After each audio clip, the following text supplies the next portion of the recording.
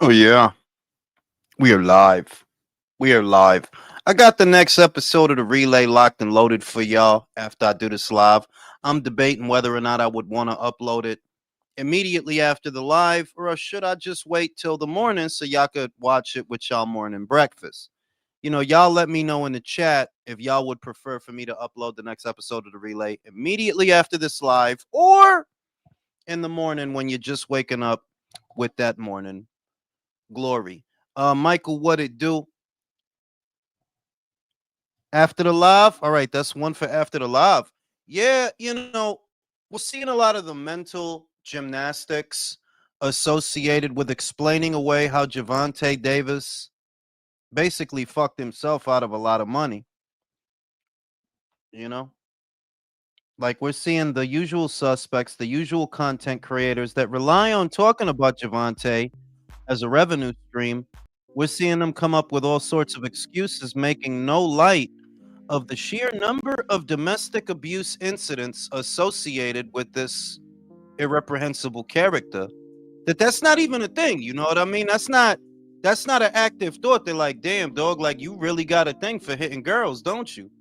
That's not a thing for them dudes. Like they don't care about that shit because they garbage and they come from garbage. They are garbage. So they gonna represent that garbage. That y'all don't think it's kind of bad that this dude got like 9, 10, 11 different incidents of the same shit. Y'all trying to make it Jake fault that he can't stop hitting broads.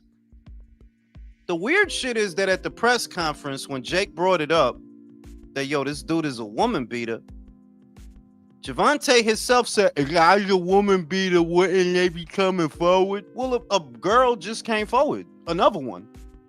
Like they ain't been coming forward. There's something going on with the American populace that the younger ones they don't got no common sense. Like, y'all don't got no common sense. What Javante said should happen, did happen.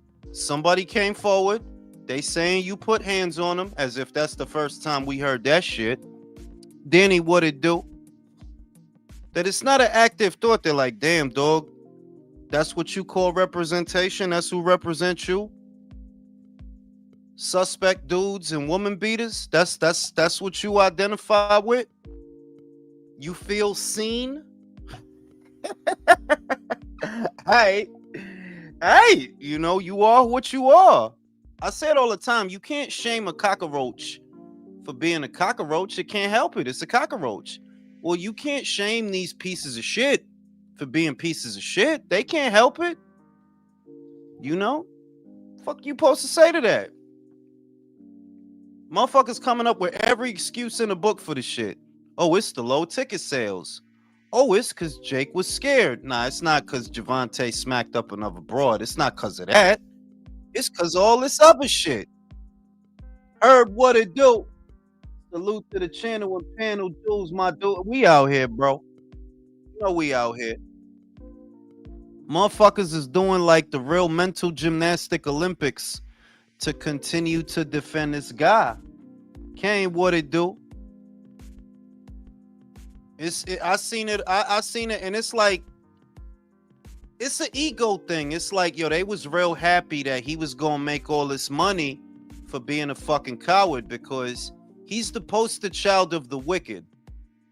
I say that he has no redeemable qualities, right? He's not courageous. He's not charismatic. He's not well spoken. He's not even really a good athlete. By every metric that you could be wicked, that's what he is. So he is the poster child of the wicked. And the reason that they're so attached to this guy is because he makes them feel like, yo, I don't gotta be brave. I don't gotta work hard. I don't gotta do shit.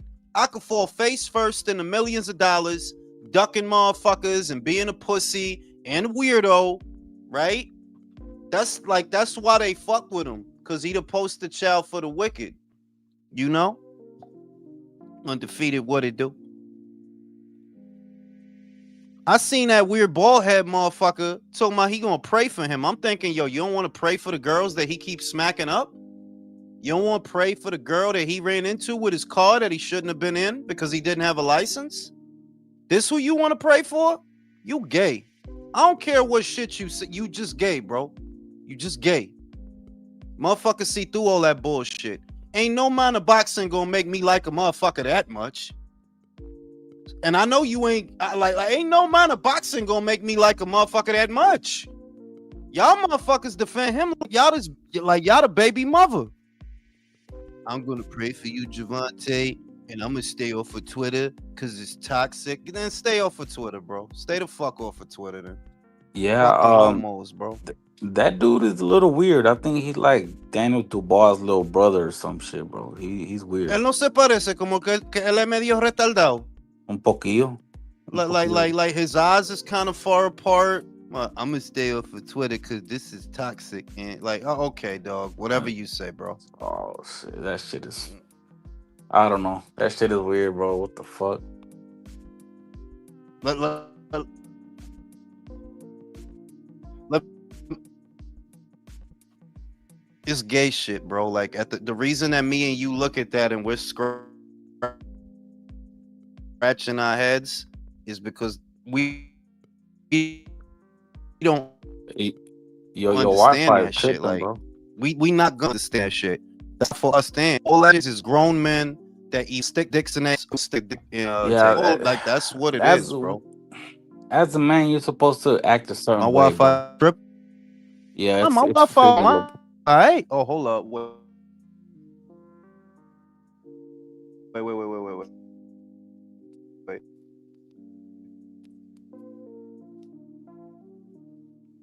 Is it good now?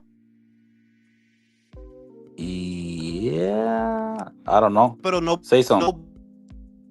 nobody taught them to be men. No, that's what I keep saying. If you think about it, Yeah, yeah, your thing's nobody tripping, taught them bro. dudes how to be. You don't see they like girls. They be trying to be on the same level with girls, not men. It was fucking Wi-Fi. Hold up, let me check my shit, man. Give me. Why is my shit bugging Yeah. out all of a sudden? Yeah. This shit right now. This shit right.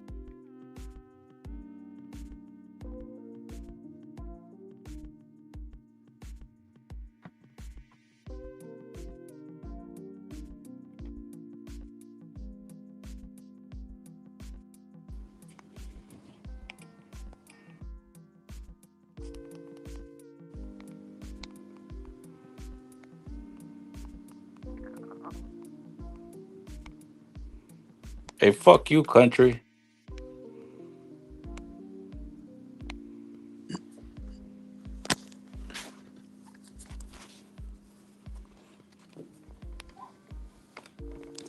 All right, so check it out. Yeah, cause my shit. Let me restart the computer to see what it do. I had to jump on my phone so that I could just jump on the computer. Yeah.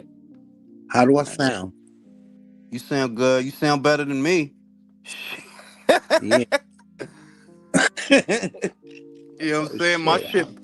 My shit decided to start bugging out. I don't know why. It was working fine a Okay. few minutes ago. What it do, country? Catch you guys on the next one, my brothers. I appreciate your country.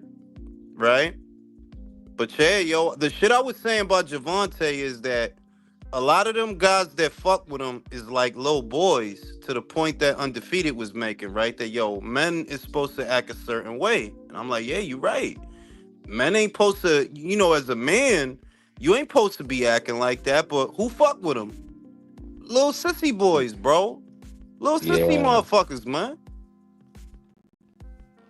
Uh, What the fuck Javante did for your life that you that fucking, you know what I mean? Like what serious, like he not the Jordan of boxing. At least if he were the Jordan of boxing, I could Yeah. understand a little better. But he not even like, yo, he really not even like that. like okay, like let's say as a man, right? Like I saw Earl. I want to say it was like late August, and it was at like it was a part of Dallas where it be popping. And I saw him, and I just said what's up to him. Like, not I didn't even shake his hand. I just like a head nod, like what's up. That was Mm-hmm. it, bro. They, there's only like two people that I'd probably take a picture. I would ask for a picture. It'd probably be Canelo and Usyk. You know, the rest, like I agree. if I see Tyson Fury, like I'll say what's up, but I ain't gonna take no picture with that motherfucker. You know. These motherfuckers Oh, gay, bro. The motherfuckers well, is gay. you know what? I gotta add Bob Arum to the list, bro. I gotta add No, that. yeah, if I see, no, it's people, right? Like if I seen Bob, that's one. Yeah, If I seen yeah, Eddie, that's two. If I yeah. seen Canelo, that's three. If I seen Bud, that's four. But Oh it ain't. fuck, yeah. But you know, but it's just like yo, it's taking a flick with an athlete. You feel me? Like yo, this is an athlete of my time. This was one of the great boxers of my time. I would like a picture with them. That's all. Like yo, that's it, bro. Motherfuckers ain't changed my life. They not yo. The dude said Javante is his role model, bro. Wow. Did you see that? He said that's his role model. Yo, how somebody younger than you, your role model, I bro? don't, yo, de verdad, manín. I don't know, bro. Like that's your role model. You look up to him, bro. You better watch out for him, boy. He Nah, gonna be but Yeah. people's like preferences aside, this whole thing was built on like first of all, like it's really like a boxing thing. I don't see it in other sports where it's like, oh, we gotta rob the bank, we gotta pull a heist, and, wear a ski mask during our ring walk and stuff like that, right? Mm-hmm. And when this thing got announced, all I said was like, all right, I'm just not gonna watch it. But then they put together a great undercard for this, and everything was like the rollout for this didn't.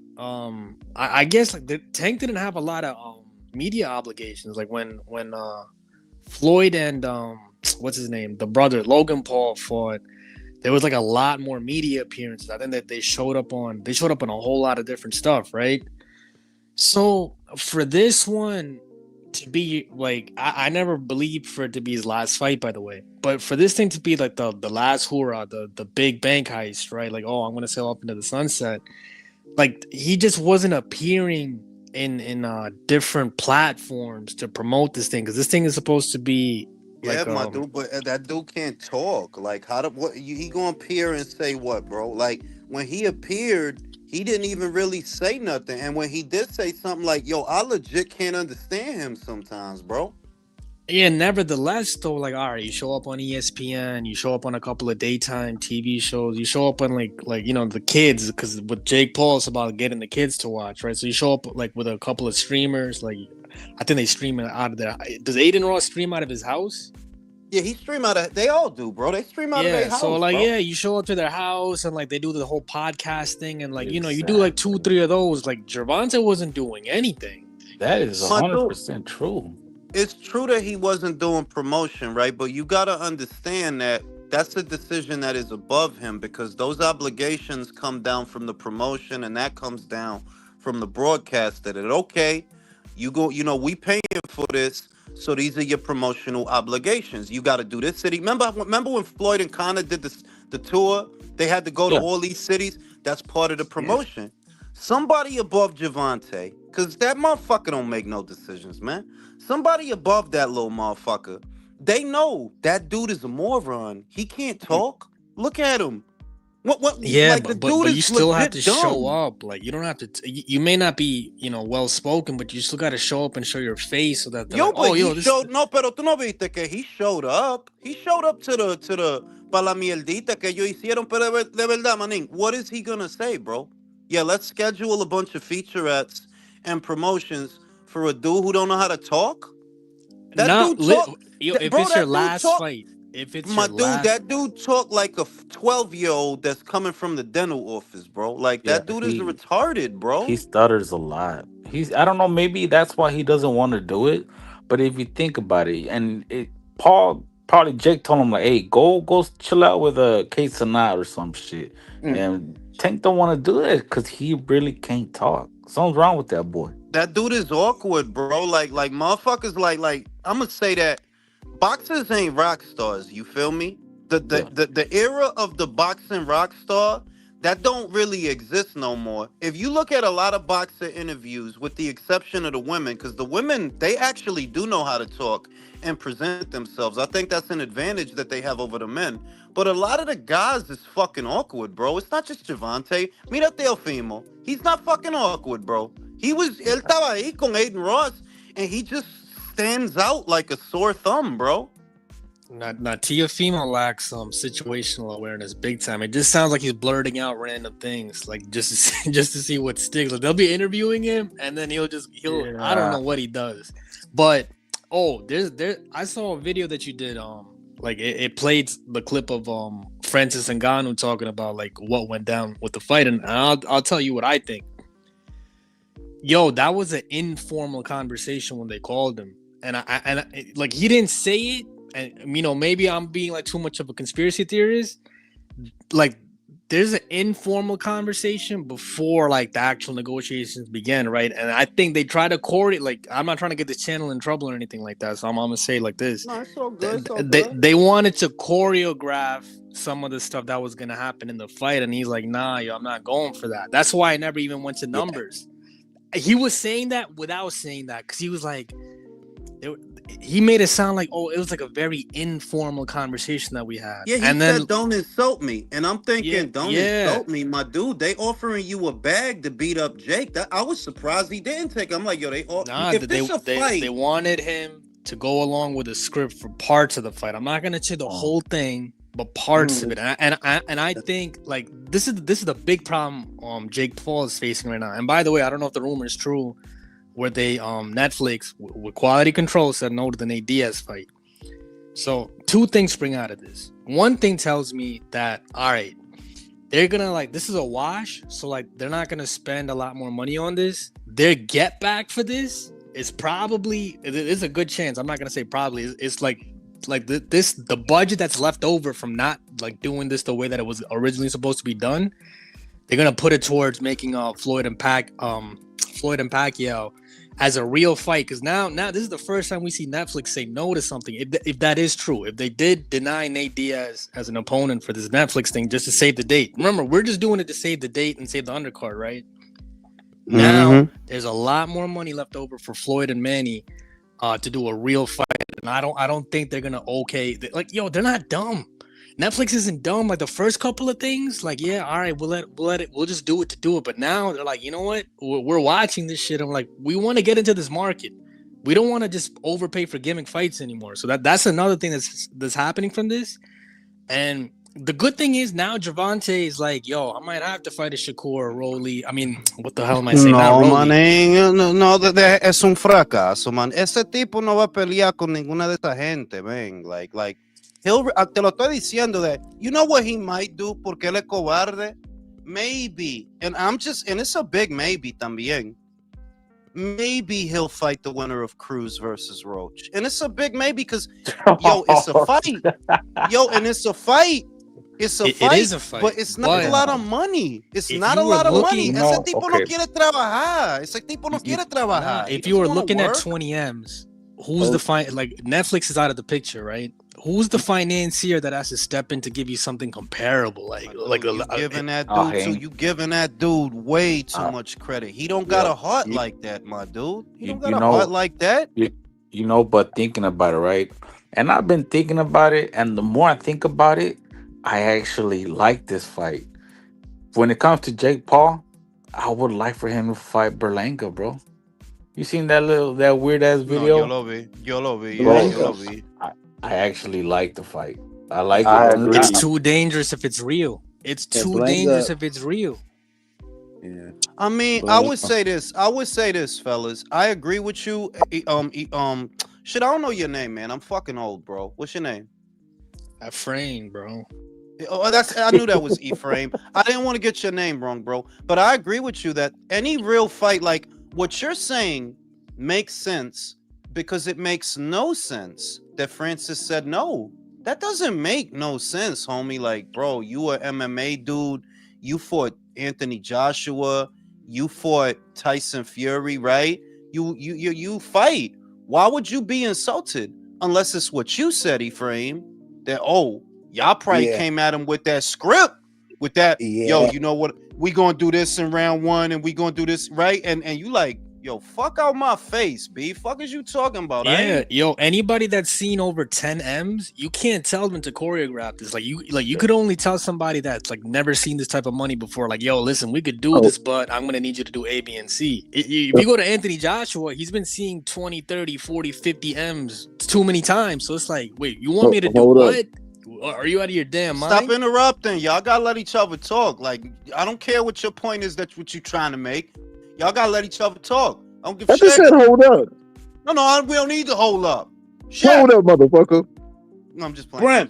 But no, listen. I said that. Listen, before I pass it to Brim, I said that about the Joshua fight frame. That I don't believe that will see the light of day because Anthony not going to sign on to be playing with you and he going to walk. You know what I mean? Like he not, bro. That dude is one at one point. He was the second highest earning boxer, only behind Canelo. He don't need to play your game to make a bunch of money. Like, yeah, he don't need that. He been getting money. The money that you coming up on, that you got to do all this circus bullshit for, that's what he get on a regular. Not fucking with you. So why would he? Why? And then you look at how Francis reacting. It's like, yeah, that shit don't make a lot of sense, Francis. You ain't done a whole lot since that Joshua fight. You know what I mean? You ain't done a whole lot. So the money that they would have gave you, it's like, yeah, you could have got a payday for fucking around with an idiot. Why wouldn't you do that? Unless it's some fake shit. Like, oh yeah, this is some real WWE shit right here. You know? You see why it's hard to get a fighter now. He is no fighter. A lot of people saying they want to do it, but he still have no partner. It's difficult to get a partner. You see, he would have been because of the risk. Because of the risk, just like this, just like Ephraim. Because it's he can't come on be like, yo, look, man, it's dudes, it's cruiserweights that will legit fuck him up. Like, don't underestimate no gatekeeper. Gatekeeper, you got to be world class to be the gatekeeper. Yeah, you do though. That's why they a gatekeeper. That, you know what I mean? Jake don't beat no gatekeeper at cruiserweight, bro. No, they will beat him, bro. Hold up, y'all. The only problem I got with this, though, and I would roll with this. Okay, yeah, he got the scripted fake play, and he said the hell with that. But Ngannou got a history of tapping out on fights and putting himself in a position where he's not getting the best fight on the table when it's on the table. If he didn't have that history, I would 100% be with y'all. Like, yeah, he probably got this scripted fake crap, and it's very plausible. But he got a history of swerving fights for me not to make it 100%. Yeah, but come on, Brim. Like, you got to stop playing devil's advocate for the It's sake not of devil's doing advocate. it. It is. Ngannou blew up the league he signed up for that whole Africa deal, bro. He has a history of swerving fights. If he didn't have a history of swerving fights, I would be 100% on board. All right, bro. No, all right, Brim. He ducked. Okay, wait, we gotta look world. at. No, Ephraim. No, I don't want to hear it. In Brim's world, fucking it's Brim's world now. Now it's Brim's world. World, because it's not Norman's the real world. It's Brim's fuck world. out of here, Brim's man. world. Francis is scared in his boots, shaking. It his ain't about dick. being scared, man. Yeah, he's scared. No, because he's scared, bro. Right? know, It ain't about being scared, bro. All right, bro. Because I heard it all, bro. You know what I'm saying? Oh my God, this is ridiculous. Putting two and two together, right? I'm looking at Jake's, like, yeah, we know his fights are scripted, and you know which one comes to mind? That fucking Tyrone Woodley, where he just cold slept him. They fought 2 times? Yeah, they fought 2 times. Yeah, the second one was a flop too. This shit was a flop, bro. I'm talking about the way he just got knocked out, bro. Like, and he just face first, like, bro, that had to be scripted.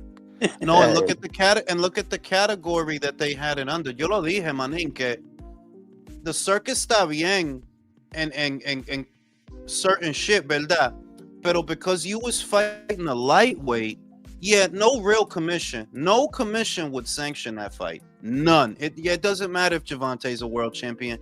He's still a lightweight. No commission in this country is going to sanction that fight. Y mira lo que yo hicieron. Hybrid Pro. What the fuck does that mean, bro? Hybrid how? What's the hybrid about it? That the shit fake, bro. The shit not real. What was the fight category when Usyk first fought Joe Joyce? It was a semi-pro. Semi-pro. Okay. the other And thing is you gotta. semi-pro just means that it's only for a certain amount of rounds. That's all it really means. It's still a pro fight, but it's only for a certain amount of rounds. That's all that really means. Whereas hybrid pro, somebody is what's the hybrid part? Like what hybrid is a combination of two things. So you tell Yeah. me this is a hybrid pro fight. Okay, what is it that you're combining? Exhibition. There you go. There you go. There you go.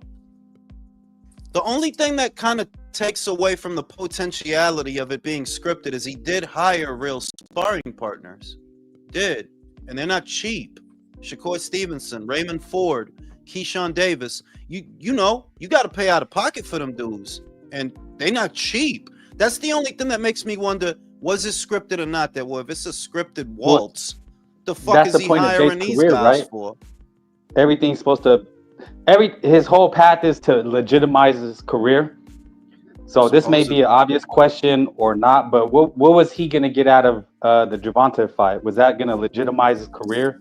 No, He he was he gonna originally wanted give. He was Canelo. gonna give No. He was gonna give $40 million. The point of fighting Gervonta Davis has nothing to do with legitimizing Jake as a boxer, so much as the perceived metrics that the fight would bring in. That you're wondering, how the fuck did you go from talking to Canelo to talking to a dude that's even smaller than him?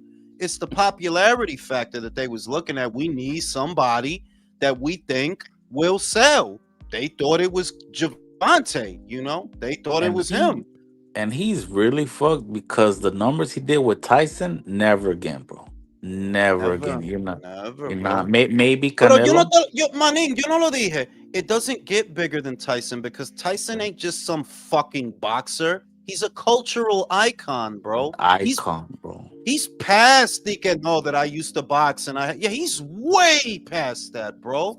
It can't get bigger than Mike fucking Tyson. So it's all downhill from here. Y el único pa mí, there's only two guys that can help Jake do for real numbers. Andrew And Tate is one. No, I'm talking about boxers. I'm talking about real boxers. Canelo and And Joshua. No, Canelo and Joshua. That they both have massive. They still command a massive audience. That you could get people to watch his shit. Yeah, you would have to get either Canelo or Anthony Joshua. I would agree with you on Andrew Tate, Ephraim, but he's tied to Misfits now, so that's a no-go. I mean, that's his foray into boxing. Yo. Look, this is the thing with Jake. He can't get schooled and knocked out. Like it has to be competitive. Yeah, if he gets that's what I was knocked just out. gonna say. It'll be over if he gets knocked out by Canelo or Joshua. So it's And one and done if he fights either one of those names. And isn't Joshua like a DAZN like athlete for life contract? So how would that work? And I believe that will be the reason. I believe that when next year gets here, if they actually try to revisit that fight, if they try to, I believe that will be the reason it doesn't happen. That will be what they tell you, because he's not just a DAZN fighter. He's a shareholder in DAZN, and he is exclusively tied to DAZN. Whereas Jake is relying on Netflix to finance his big fights, and I don't see that working out. I don't see that working out, and I don't see AJ breaking commitments just to make 40 with you. Like, bro, you not. The real shit, the other shit is, I'm not hating on that kid for what he doing. If you getting money, you getting money. But a lot of things are often overstated that you don't got it like that. What you getting with Netflix, right? AJ get that shit without that. Yeah, 40 M's, that's light for him, bro. That's legit light. That's light for Canelo, bro. Canelo burped and fought 40 M's. Fuck is you talking about? Like, that's a lot for you, and that's good. If you think about what Jake came from, yeah, I respect the hustle. I respect that hustle, but that money that is big to you is not big to them. Like, that's not big to them dudes, dog. Before Turkey come in and start throwing fucking duffel bags of money at people, they was getting that. They was already getting that without none of that bullshit. So he's kind of fucked, which is another part of the reason why I don't believe, yeah, he's scared of like, nah, they needed that fight, bro. Jake needed that fight. Now what you gonna do? You can't fight Ryan. Nobody wants to see no Nate Diaz, bro. Nobody bought the first one. Why the fuck would they want to see that shit now? I want to see that shit. I don't know Damn. what he gonna do, bro. It's time to call I think Manny Pacquiao. The only good name I've seen that would help him is Andre Ward. That was Can I like, yeah, like say? that.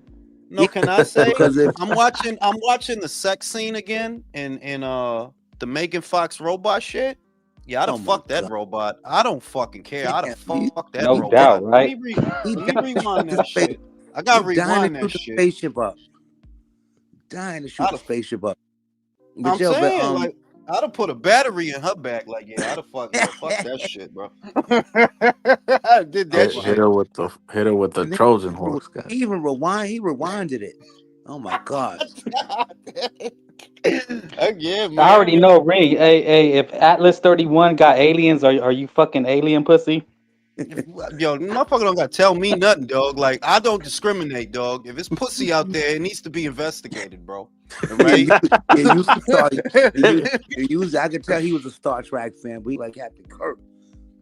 Oh, yes. Look, I couldn't sit in that chair next to Uhura. I Yeah, he couldn't could have. like engage. You know what I'm saying? Like, yeah, I'm gonna be swimming in them cheeks. Shout out to motherfucker Mr. Calderon. How many M's will it take for Badu Jack to take a dive?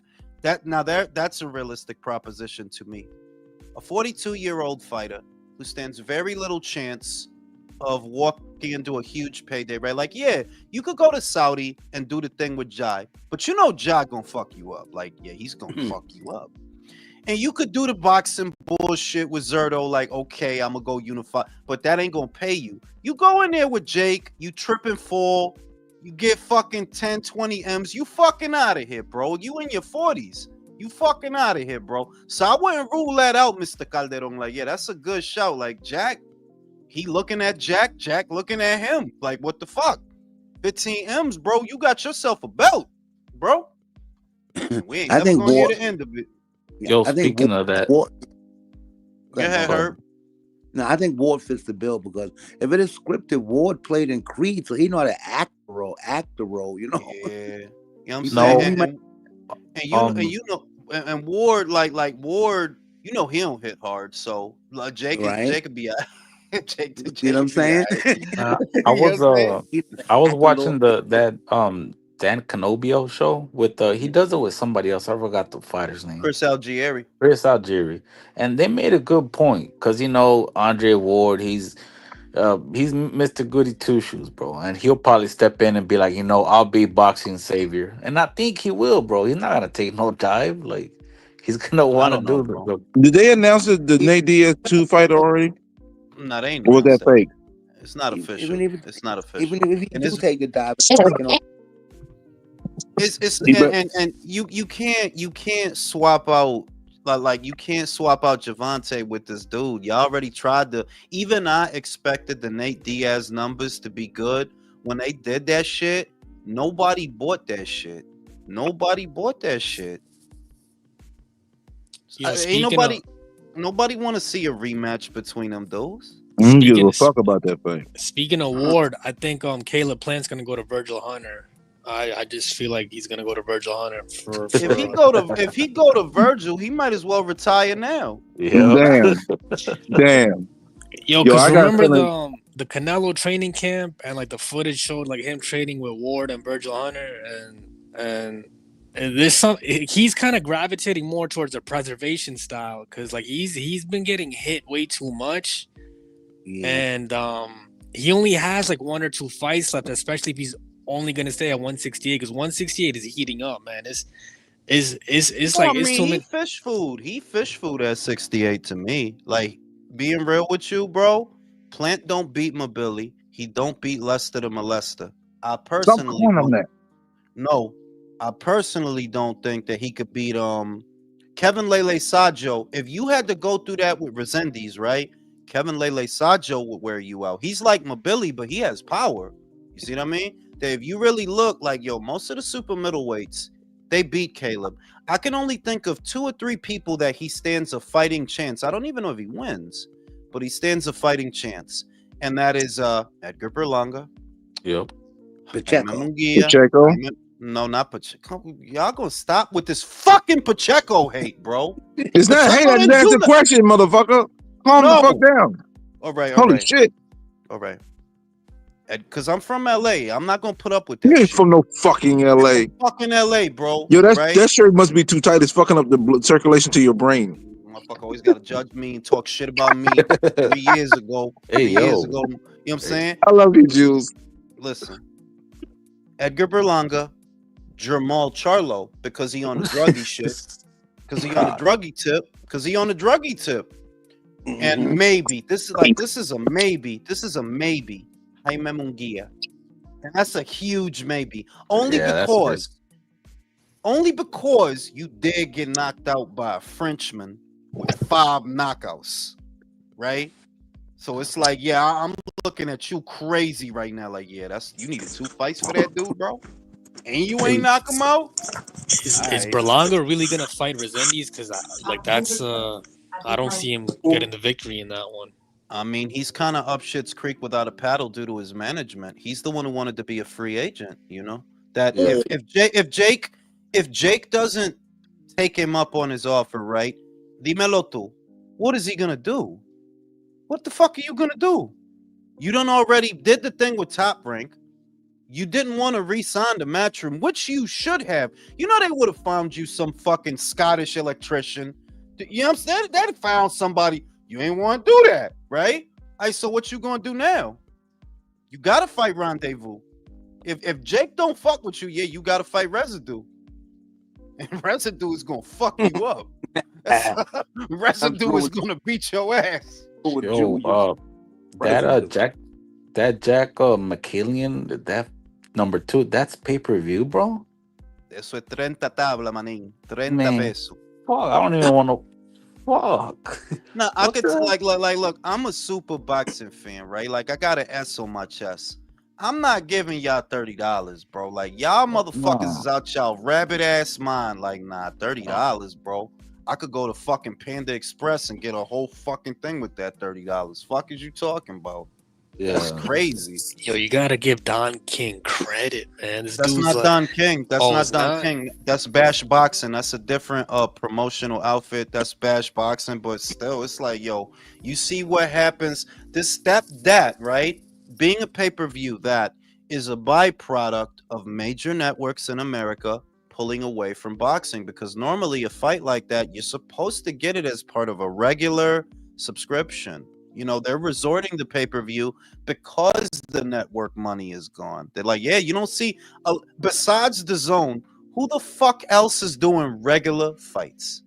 Regular fights besides the zone. They don't got a choice. Like, yeah, this pay-per-view, yo, $30. Shout out to I've seen Mr. a couple fights. Calderon. Who has a better Spanish, Berlanga or Paul? I would say Jake Paul. Go ahead, Frank. Top Rank Classic, right? Where we find that out? Because they're putting on the Kahegi and You El talking about Davino, right? Espinoza Kagai. Yeah, Look, yeah. I like And like there's Espinoza. another fight they announced too. No, I know. I like Espinoza Kagai. Don't get me wrong, but don't confuse that with a Top Rank show. We're getting it via Top Rank, via their partnership, but that's a Zanfer show. That is Zanfer paying for that, right? It's not really. It's like if Eye of the Tiger does a show in Canada because they doing business with Top Rank. Yeah, we gonna see it via Top Rank, but that's not really their show. Same with Zanfer. That's a Zanfer show, you know. But yeah, of course I fuck with it. Though. Yeah, we fuck with it. What the fuck? What the fuck, Yo, there was bro? music playing in the background. Yeah, like. Oh, what I'm gonna say is that's a cool little setup for a cool little fight, but it's not a long-term answer to what is required in the American boxing scene. The American boxing scene needs a major network to come back and put some money on this shit like it do. Because if you looking at it, how in God, who do you expect to pay y'all for Jack versus McKallian, bro? Who? Y'all are just acting out of desperation now. Like, who you think gonna pay y'all $30 for that? You know what I'm saying? Shit is wild out here, B. Come to Edgar, like I said. If Edgar don't get Jake, you have to fight Resendiz. What else are you gonna do? You have to fight him. Or I don't see an alternative, because for the money that you want every time you fight, right? You don't have options anymore. You're really you're really fucking stupid, bro. You let Keith convince you not to re-sign the Matchroom. Matchroom would have got you a tune-up fight after Shiraz. They would have got you a tune-up fight, and they would have built you back up because you a fucking moron. Yeah, go fight Rendezvous, bro. I'll watch it. I will watch Which it. card? Which card does that fall on? They're probably gonna, they'll probably put together Charlo Plant and that as a package because you see how they doing these shows that they stacking them. They probably gonna do Charlo Plant and that shit. You Yeah, know, but what's the main event? I don't know. you know, Neither of them shit should be a main event. Go ahead, Undefeated. if I'm Eddie, bro, Eddie, he's a businessman. He lets bygones be bygones, right? If you're bringing Boots back to Philly, like let's say he's gonna fight that German dude, right? On the undercard, I would go talk to Edgar. I'm gonna get you a fight with Rosado, another Philly fighter. Gabe Rosado, right? Yeah, because he's not under nobody, right? I don't think he used to. He was on the No, Golden Gabe, Boy for a little Gabe, bit. yeah, Gabe, not, yeah. You could get Gabe to do it, but what is Edgar bitch ass gonna want, bro? You don't understand it. You don't understand that dude is fucking retarded. These Yeah. boxes, like motherfuckers think I be playing when I say, yo, a lot of the boxing cats is for real retarded. Yeah, I'm like, yeah, you are. Yo, you got knocked the fuck out in your city in front of all your people. What the fuck you expect, homeboy? You expect to be top billing, get top money when you lose every time they step you up. And if you ask the boss, yeah, yo, it's dangerous. All right, well, you suck at your job, bro. Somebody got to say it at some point. Yeah, you suck at your job. Yo, Undefeated. The other problem with that is even though Boots fought less than a full round in like early October, Eddie's saying he's coming back in March. That doesn't line up with anything because in January you got Murtazalia versus Kelly. There's another fight. When is Fundora Thurman happening? Is that December or January? Well, that shit is not happening. That shit got canceled, bro. Nah, but didn't they give like a tentative they said December. My dude, that shit is not getting rescheduled. It's not. Yeah, they went to go get cigarettes. Yeah, for real. Be right back. Yeah, but the point that I was trying to make is if Boots, like, if he's really ambitious, he's got to come back in January, not March, because you fought less than a full. You know what? This is the problem with tune-ups. So, like, this is a real tune-up. Remember that year Canelo fought Callum Smith? He fought Billy Joe Saunders and he fought Caleb Plant, right?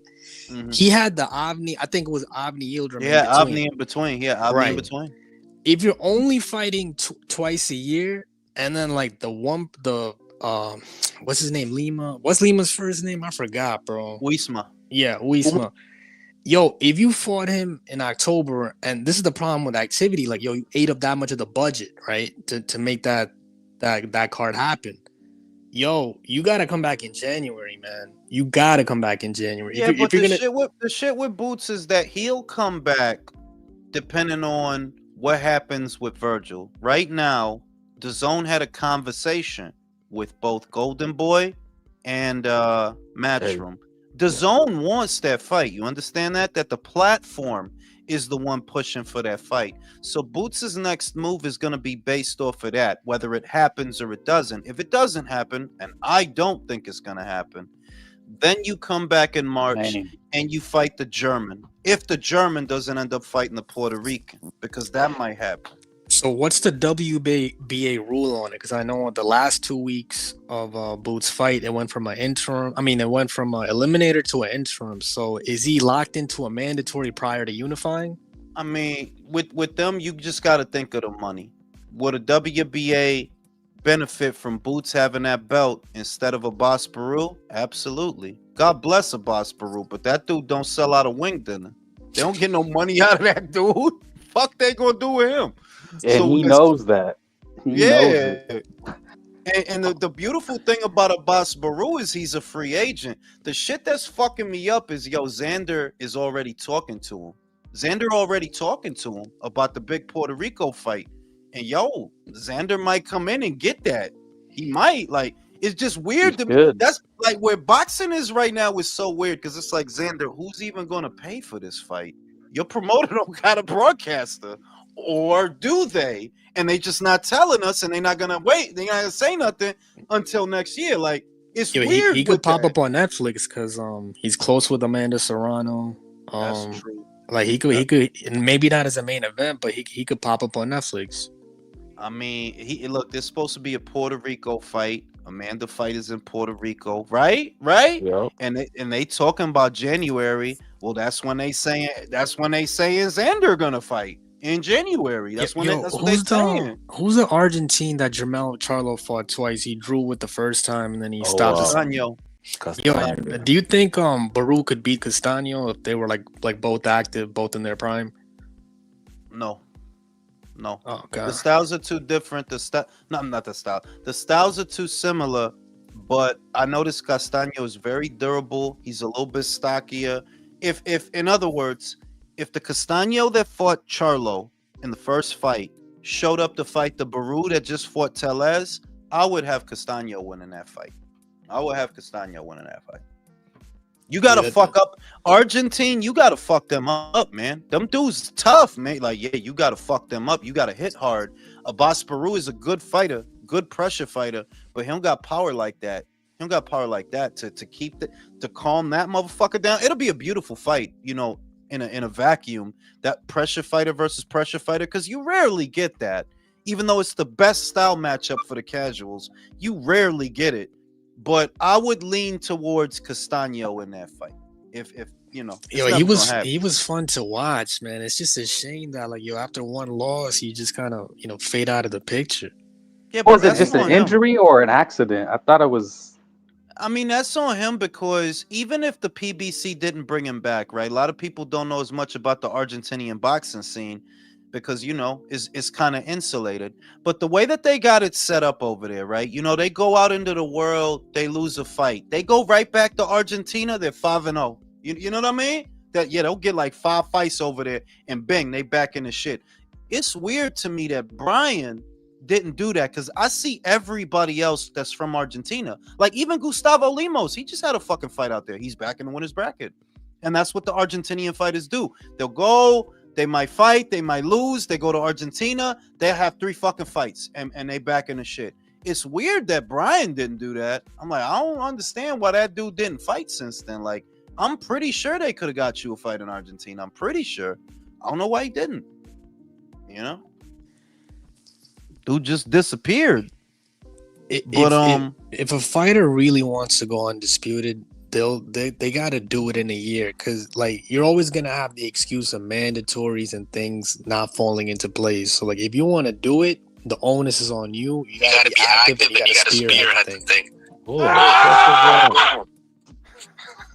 What the fuck is that? Yeah, that's not me. Motherfucker did the...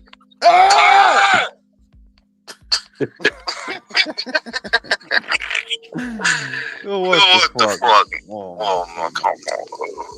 That's literally your link, Jules. I don't know what's going on. Yo, it's not bro. That only happens with you, Ignacio. That shit don't happen when undefeated and all these other. That's only with you, bro. Then send me that shit. What I was gonna say was shit. I forgot. Go ahead, undefeated. That's true. You could try to do undisputed for a year, but then the sanctioning bodies are gonna trip. The fucking fighters are gonna trip. You know what I thought about? That fat fuck Mauricio, bro. You're really gonna, after Ryan got fucking humiliated, he gets a chance at the fucking belt. Why? They trying to reunite him and Haney again. They got hopes of winning that fight. They trying to reunite them guys again as well. In a unification. We need. That's what that would be. We need Norman to Jin Sasaki Haney, bro. We need that motherfucker. I really want that shit, bro. Because the shit is that I don't care about a rematch with Devin and Ryan. Like, I don't give a fuck about that fight, bro. At all. I'd rather see fucking Brian Norman versus Lewis Crocker than Ryan and that. Like, yeah, I'd rather see that because they gonna fight. I'm sick of y'all two little young motherfuckers, man. Go to the mall. Stop Bro, boxing. Go to the fucking mall. fucking Ryan, Devin, and Teo, like get them the fuck out of here, bro. Yeah, I don't give a Fucking fuck about none of them fucking dudes. Claggett, bro. And they talking about the they talking about the Stevenson and Lopez announcement is imminent. And I was like, yo, I really look, I'm a huge boxing fan, but I don't Like, care. I don't care. Like, I don't give a shit about that fight. that I don't shit is care. it's And gonna be it's not boom. because it's other fights that I love that Sajo and Pacheco. I love that. You feel me? I love the Antoine Russell and Hirioka if they could reschedule it. It's fights on the calendar that I'm invested in, but I'm tired of Lopez. Like, I'm just like, yo, dog, it's too much hair pulling, teeth pulling. You just irritating now, bro. Like, yo, I don't even really want to see you fight, bro, because you make it so fucking difficult to see you fight. This is supposed to be entertainment, after all. It's not supposed to be frustrating. It's supposed to be entertainment. Once Keith Connolly fighters get to a certain level, they're very picky. They're very picky about who they fight, man. Well, he's with David McWater, I believe. He's not. He was. Oh, he's not with. He's with Keith now. Yeah. Oh, well, that makes sense. That make perfect sense. That makes perfect sense. And it hit me. It hit me like, Ryan, last time we saw you, you were in the back of an ambulance crying. Like, Rolly had you crying, and now you get a shot to be a champion, bro. Tú no ves que es ridículo la vaina está. New York voted for Mamdani. Ryan is getting a title shot. Fucking Cowboys laws, bro. Cowboys law. But like, this shit is wild. Just kind of throwing this out there. But is there any better fighters than Ryan? I mean, we're talking like what? Karen? You want to see Karen versus Barrios? No. See, this is the shit. This is the reality of what's going on. I would rather see, for example, as a boxing fan, no cap, I'm not being funny, Shakram Giyasov versus Stanionis. I would rather see that because I know they're going to fight. I would rather see, because they're real fighters. I would rather see Shakram Giyasov versus Igis Kavaliauskas. Bro, right? You just think about that, ain't gonna sell nothing. That's awesome, but the reason it don't sell nothing, look, there's a reason that things are fucked up. It's because you keep trying to build a brand, but you keep failing. Ryan is not a brand. You understand what I mean? That you fucking with you. Not you, but the World Boxing Council looks at Ryan and says, oh, well, he's more popular than this guy. Yeah, but he's not actually more exciting than this guy. He's not actually more talented than this guy. And you focusing on him is making the division boring. Bro, ain't nobody excited about welterweight. Like, who the fuck is excited about Ryan? The way that Ryan fought Rolly, he didn't want to be in there, man. Like, after the knockdown, honestly, I think he I don't know, how do you say this? He laid down. Yeah, he was trying to survive. He's like, yo, I can't get hit with it. No, I think he laid down, dude. I don't think he wanted to win that one. Wait, you mean intentionally? I'm trying to say it in a way that I'll say it was a thing. I'll say it was a lot of time. Ryan is just not good. Yeah, like while we over here, yeah, like Frank over here looking for the right words and like, yo, the dude sucks, bro. Like, what we doing? That dude is ass. But Rolly sucks even worse.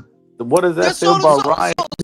So 2-pack of ass, bro. That's a 2-pack of ass, bro. In the bargain bin, that's a 2-pack of ass. Bro, the reason why we got here is the two title holders, right? Rolly Romero and So who's the worst? Who's the worst? My bad. I don't mean. But who's worse? Barrios, Rolly, or Ryan? Barrios. Nah, see, you making me mad now, Frank, because you asking these motherfucking trivia questions. It's ass, bro. Who cares? They all ass. Who fucking cares, bro? I need Liam Bravo to get one of those titles. We need a legitimate good fighter. Rewind that sex scene so I can get back in a good mood. Gotta go back. I need Liam Bravo to get one of those belts. A legitimate fighter. Yo, for Rolly and Barrios to get a title, they each robbed a fighter twice. Barrios robbed the fighter twice, and Rolly robbed the fighter twice. And this is the end result that you get now. You get a whole clock. Who did Barrios rob? It's not that he robbed someone. He was in. Oh wait, he did rob someone. Yeah, he did rob two fighters. It was two fighters. Who was Who it? With the Rolly, fuck? it was he fought a Dominican. We know Rolly's already. He robbed the Let me guy on go- Netflix. Sugar Barroso got robbed with Rolly. Let me go back to this sex scene. All right, there we are. What the fuck? Had to go back to the Megan Fox shit. Mario did rob somebody though. Who the What fuck did he was rob? it? Remember he fought on that he fought on the Tyson card, but that was a draw Was it Rancis? Let Was me it say. the elevator? No, but see, this against is Ramos, right? no. Wait. See, this is more of what I said. Why the fuck we thinking so hard? Mario sucks, bro. It ain't. Look, the dude is ass, bro. Like, what the fuck are we doing? The point that I'm making is the welterweight division in the current state that is in is a byproduct of the sanctioning bodies trying to manufacture stars. That Rolly shouldn't have a belt. Mario, you should have had to fight Suleiman Sissoko a long time ago, because then he would have beat you a long time ago and you wouldn't have that belt. They're letting you keep it so that they could feed you to somebody else. That's what's going on with that. And the welterweight division overall is becoming a dud because y'all keep focusing on brands instead of competition. Like, yeah, Shakram is not a star. Mean Machine is not a star, right? But if you let them fight, the cream will rise to the top. A star will come if you let the process happen. Y'all don't want to let it happen because then Ryan will lose and Mario will lose and Rolly will lose. That's what's going on. They're like, yo, y'all really the ones fucking up the welterweight division. Like, yeah, y'all fucking it up because y'all keep protecting and trying to make a space for these three bums. Like, them dudes is bums, bro. And the worst part is they don't even sell like that. Fucking Rolly. But like, really? Nobody buying no Rolly nothing, bro. Fuck out of here. I think Ryan sold like 6,000 tickets here in Dallas, bro. Like he don't sell like that. He don't sell like that, bro. Like Yeah, but it now maybe with the homosexuality, because you know LA is full of homos. Yeah. Pardon me. Maybe if you send Ryan and Mario over there, right? I don't know, because maybe it'll do well over there. You know, all jokes aside, maybe it'll do well over there. But it just really looks like Ryan, after you lost that Javante fight, yeah, it's not what it was. You know, you had your moment. You had your moment. And it can't get better. And yeah, fine, you fucked up Devin. But what happened you lost to Rolly, bro. That's Bro, you like got dropped by Rolly, my dude, bro. that's like being on a football team at the high school and you lose to the retarded kid in a fight. It's like, I don't really think you can, man. Like, you know what I'm saying? Like, you lost to the retarded kid in the cafeteria. I don't really think you could come back from that, bro. Personally, I don't. Because that's what Ryan is like Dawson and Dawson's Creek. You see what I mean? He's that dude. And Rolly is like, I don't know, like the village idiot. You can't lose a fight to the village idiot, bro. And come back from that. I don't think, you know. Yo, I wanted to ask the panel something because, like, we were talking about brand and brand identity, right? So there's a lot of things that just happened, like, this week itself. But going back to, I didn't watch the Danny Garcia fight, right? But I heard some of the media rounds, like the clips where he was talking about Hall of Fame, and yo, it's like these guys, they wake up too late. And then they're like, yo. Yeah, that always happens. Yeah, but they're like, oh shit, what I really wanted, I could have got it. Maybe I could have got it. I could have made a run for it. I didn't get it, right? Like even like there's a lot of examples I could give you. Like this I think it was today or yesterday. You know, I gotta be careful how I say this. Victor Conti had, you know, he passed on. God bless that. Instead of Gervonta having like a PR release, like, yo, you know, things didn't go down that way. I'm gonna prove my innocence. You know, I'm gonna fight it out in court. Instead of like putting out like a professional PR statement, whatever. Somebody from his. By the way, does GTD have a publicist? Because these guys all have promotional companies, but none of them want to hire a publicist on a salary. Dude, right? see, let me help you, Ephraim, because it sounds like, look, let me help you, bro. Like, it sounds like you overthinking a lot of shit. Like, you thinking too hard. Danny, Too hard. yo, fam, you not Hall of Fame, all right? There it is. Bang. We done with that one. GTD, that's not a real promotional outfit. No, they don't got a publicist. Brody, Javante could barely talk. Right, but He look could- at he look at could what he barely said. All the eyes are on him for like a not a criminal. It's a civil case, right? And I then mean, he I heard goes. they're trying to make it a criminal case. I heard God, that. I And hope. I hope. if there's CC, I mean, like, I don't know, but I'm gonna just say that if there is CCTV, if there is, yeah, that's gonna become a criminal case. I hope. That's gonna He become a goes and criminal says case. it's a good day for boxing, and it's like, yo, you don't understand the situation that you're in, bro. You My dude, don't understand. You look, no, hear me out, bro. Hear me out.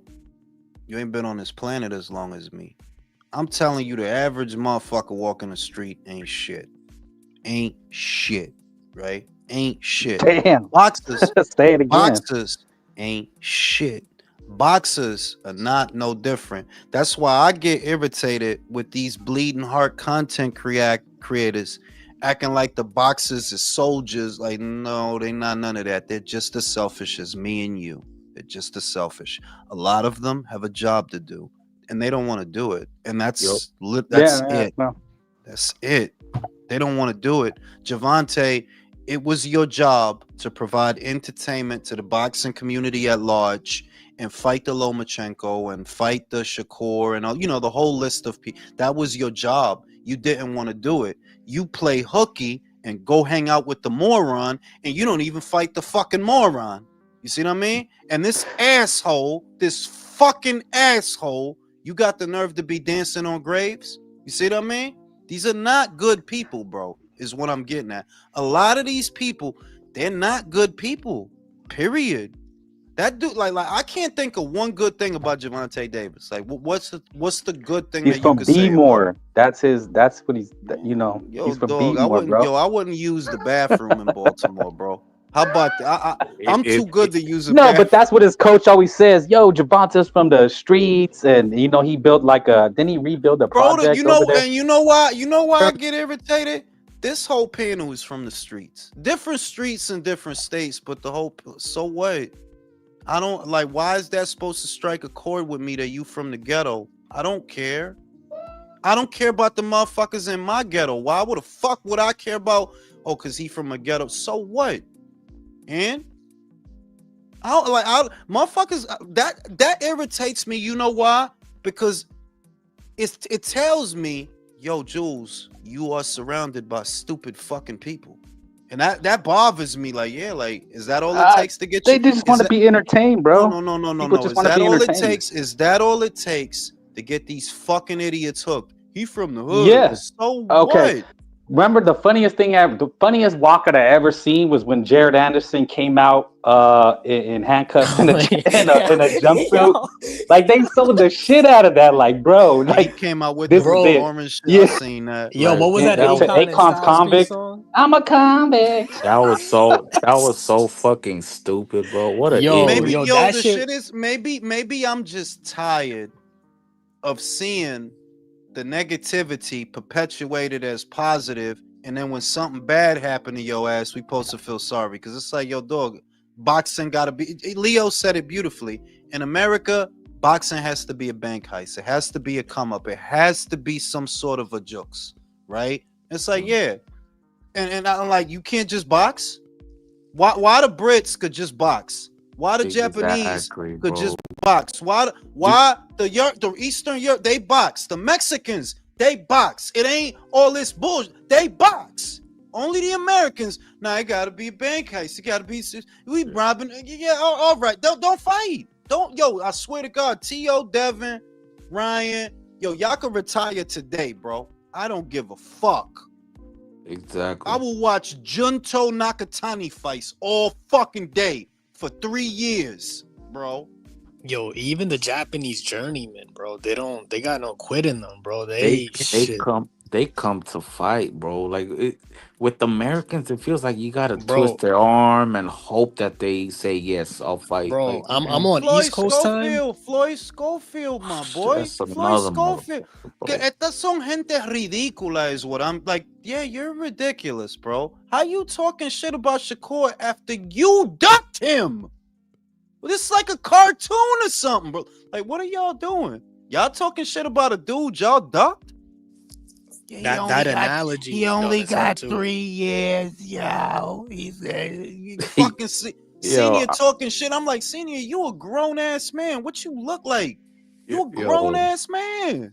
I ain't gonna lie. I was laughing when he said about water, and look at what happened to him, sliding Yeah. all around the ring. Fucked up. Yeah, I ain't gonna lie, that shit was funny. yeah. That shit, look at him, he got slid under the ring. I was like, yo, that's fucked up, but it's true. It's fucked up, but it's true.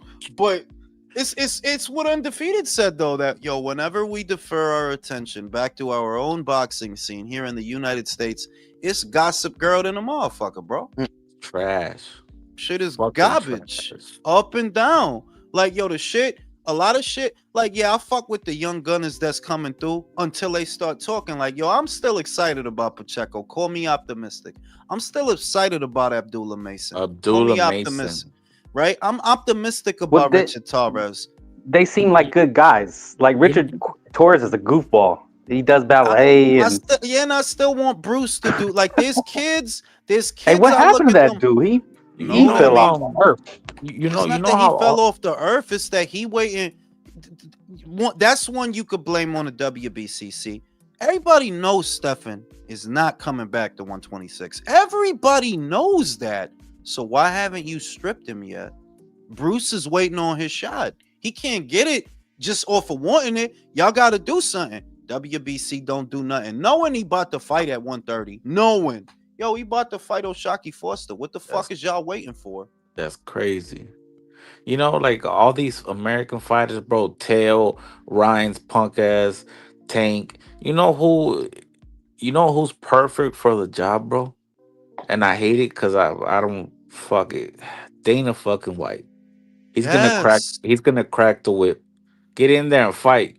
That's it. Yo, but now you understand why I'm supportive of Zuford. And I'm like, what the people in boxing want, they don't want structure so they can ask for money they don't generate, money they don't deserve, so that they cannot be held to any kind of a standard. That's why they don't like Dana, because yeah, Dana cracked the whip. For better or worse, he cracked the whip. Like, yeah, you got to fight or get the fuck on.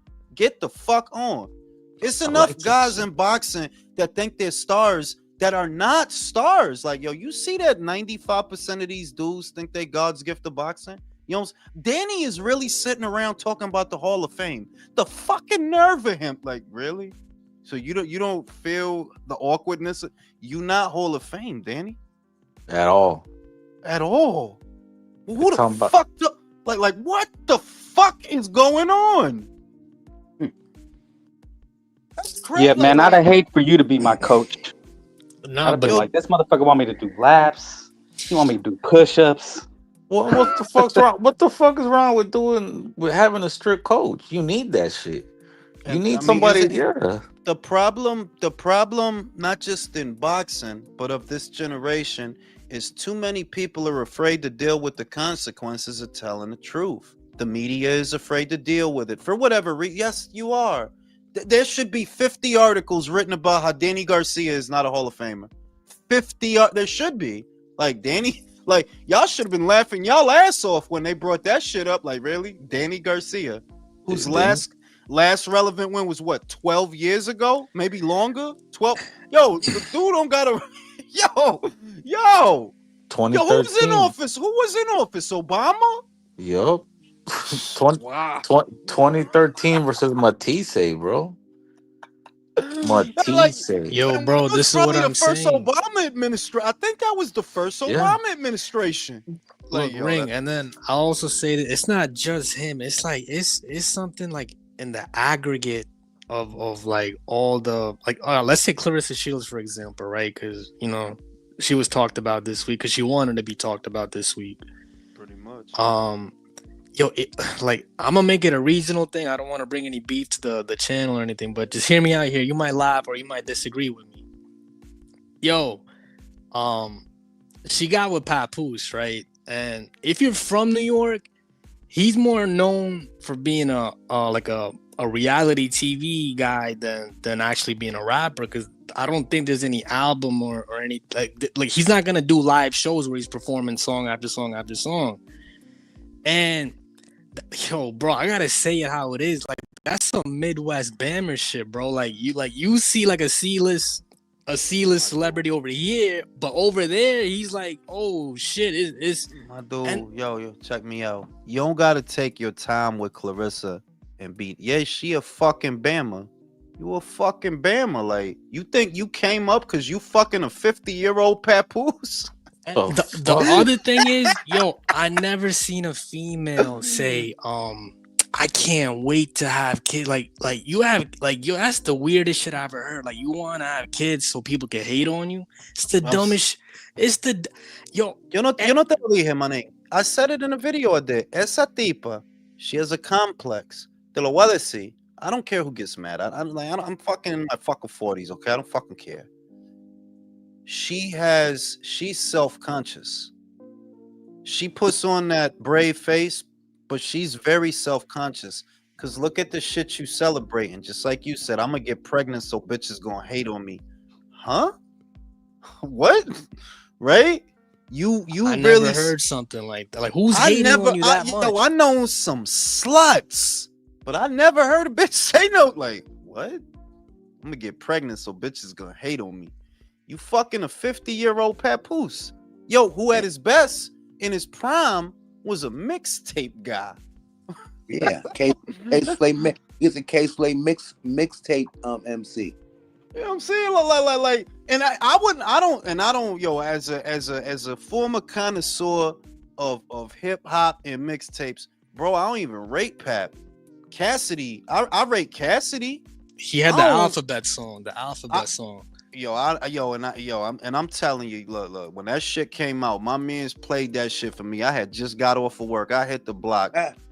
Yo, like 40 seconds in, I took the head, like, man, get the fuck out of here, bro. Anybody, get the fuck out, because he said the alphabet.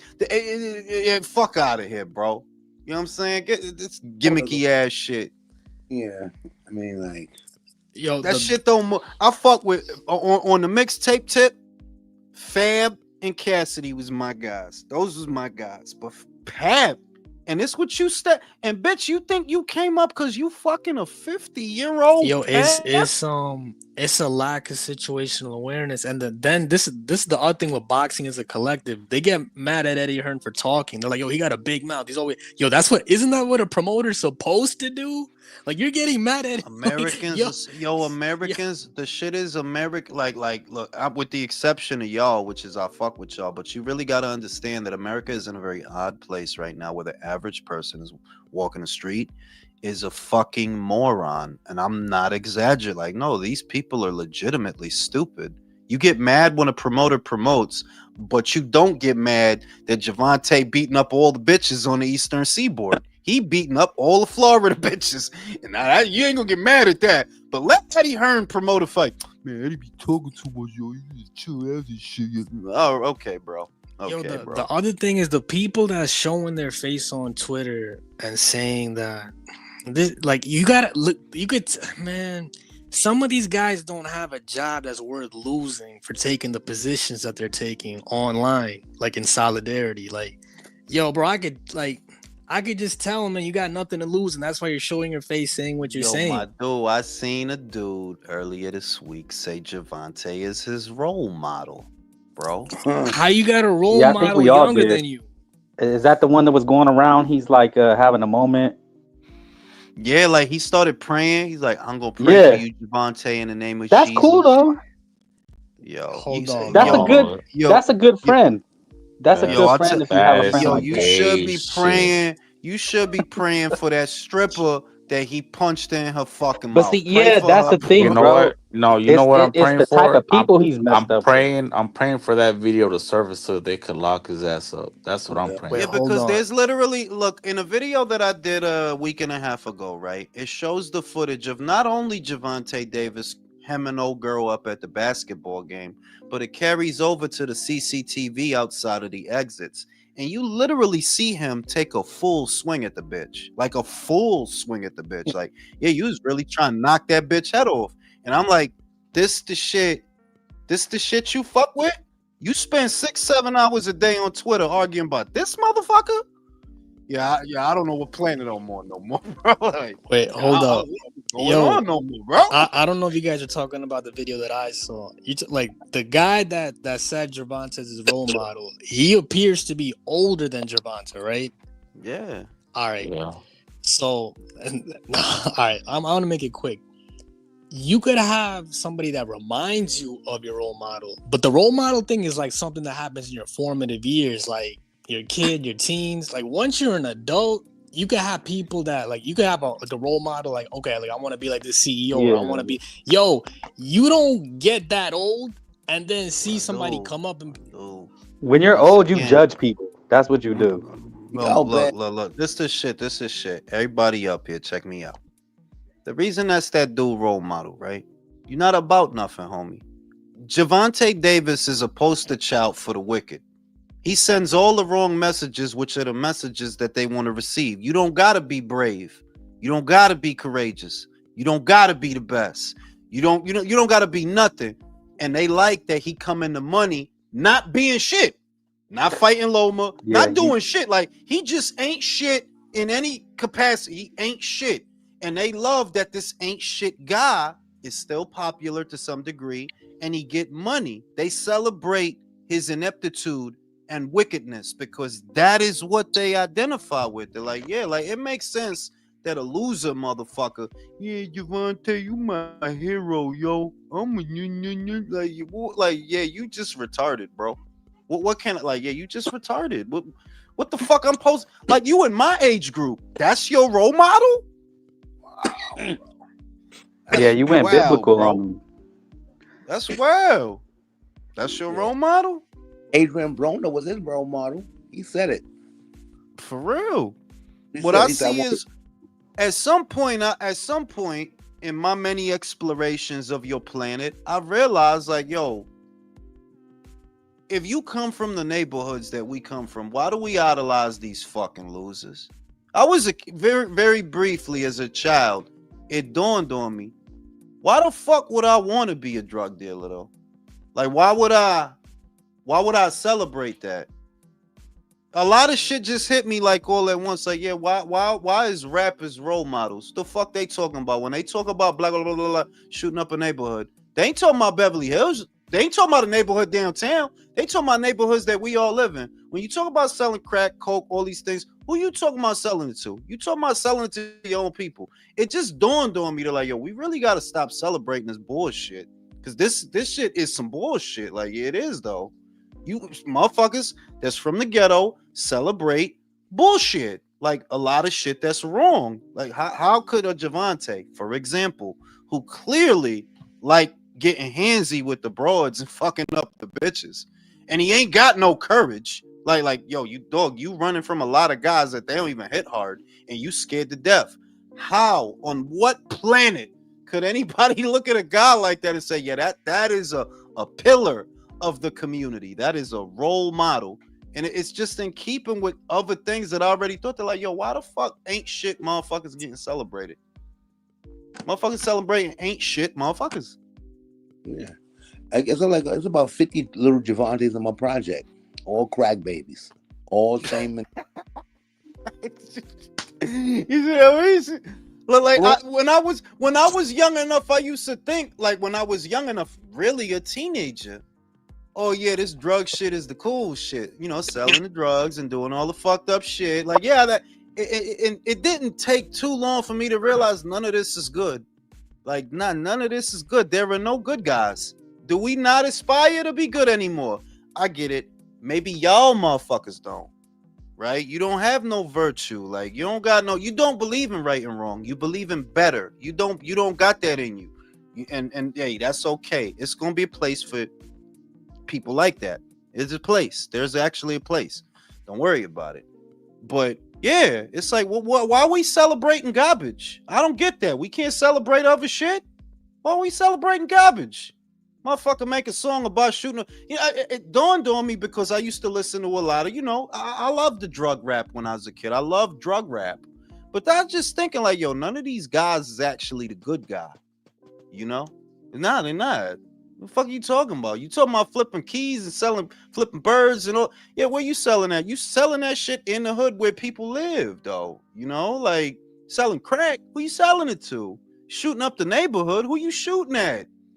You see what I mean? And that's the connection I make. Like, yeah, motherfuckers that come from the neighborhoods that we come from have an affinity for celebrating bullshit. And it just keeps going. Like, when did motherfuckers realize this is nothing to celebrate? This is not good. You know? And I see all of that with Javante. I guess that's why I went there with it. I see that in him. They're like, why is anybody celebrating this fucking clown? He's not even good at what he does. Guy was defending him today, talking about well, Jake fought Tyson. Tyson had a rape case. Floyd Mayweather fought Logan. He had a woman's case or some shit. I'm like, this motherfucker here, he is crazy. It's not an open case. You see what I mean? And it's not an open case. Is that going on right now? Nah, Ray, that's not going on right now. So he got a pending allegation right now. And you think, right now. It's common sense shit that you be like, do I really gotta say this? Those cases was from a minute ago.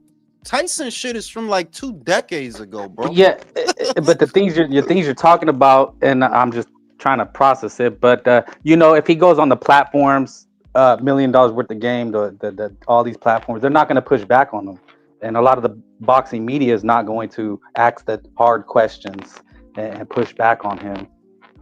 I mean, he'll just walk out. Yeah, but that's a part of the problem, that they create an environment where mediocrity is celebrated because nobody really wants to take a stance or take a stand. And the boxing fans, a lot of them are just as bad, if not worse. Because, for example, I seen plenty of bitches celebrate, like, oh, they like Tank. They like Tank, even though all he do is beat up on bitches. You see what I mean? That's why I don't feel sorry for them bitches neither, because I'm like, yo, you see how many times this dude get caught up for punching bitches just like you? Yo, I hope you do get your crack at the apple, homegirl. You see what I mean?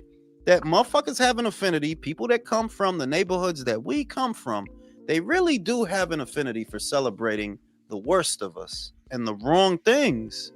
And it just goes on like that. Like, I don't get it. Like, I don't really see the appeal of Javante. He, from a sports perspective and from a community perspective, like, nah, I really don't get it. See, with Mike was a bad motherfucker, though. You know what I'm saying? Like, he wasn't perfect, but he was trying to be that. Like, he was trying to be the baddest motherfucker. He fought 8 out of the top 10 in the top 10 of his era. He fought 8 of them. Right? I'm talking about way back when. You couldn't get Javante Davis to do that. Yeah, Julius, if I can get my 2 cents on this, more than per se celebrating bullshit and scumbags, I think the real reason that people defend Gervonta Davis is they don't want to be wrong. Like, they have the need to double and triple and quadruple down and everything they were saying, because at one point Gervonta Davis was looking good. It was a decent image, public image. It was a world champion. It was being endorsed by Floyd Mayweather. So people, this is the new guy. This is the new Floyd Mayweather. This is the guy we are going to follow now that Floyd Mayweather is gone. But after year after year after year, it keeps proving to you that he's not that guy. He's not fighting anyone. He's probably he's not making the kind of money that people think they're making. But people, it's more than being in denial. It's being, dude, this is the guy, and that's it. I'm not gonna listen to new evidence, because that will imply that I was wrong. I was fooled, really, because people really fool you. Gervonta fooled you. This coach, all these people, they fooled you. This is not the guy. The guy was Terrence Crawford. That was the guy. The guy now was Shakur Stevenson, maybe. Those kind of guys. But Gervonta Davis, no, he never was. But you're never gonna admit you were wrong. The same case that Deontay Wilder. Like, I'm not saying that he's a piece of shit like Gervonta Davis, but they was talking about this is the guy that is comparable to Muhammad Ali. No, He was never comparable to Muhammad Ali. He wasn't never the biggest puncher in the history of the heavyweight division. It was just a I guy that agree. was No, going to pump. yeah, but I agree. I agree with all of that, though. I do agree that it's a part of it is ego. I've said that a million times on a million relays. That yeah, you attached your ego to it, and now you don't want to admit that you're wrong. That you were wrong about Spence, you were wrong about Wilder, and you're wrong about Javante. There's an emotional attachment, but in a very general sense, though, a part of that though is celebrating the wrong shit. Why is Spence more appealing to people than somebody else? Because he's a fucking drunk homo. It's not hard to figure out. And that's the shit you like. You like that down low shit, booty warrior shit, right? You like that shit. You like that he in the club surrounded by a bunch of guys. None of them is wearing shirts. They all sweating off of Miley, right? You like his rumors about him. Right? You like the homo shit. It's the same with Javante.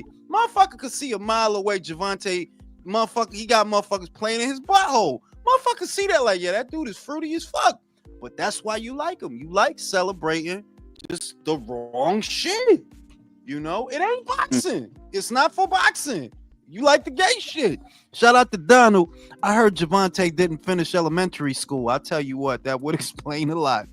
Jay Flint said, did y'all talk about the David versus Ramirez? Yeah, I talked about that in a relay, bro. Won't be surprised if he doesn't make weight in the yard fight because Zerto Ramirez spoke to Izquierdazo. He spoke to them, and he kind of gave it away that, yo, they already talking.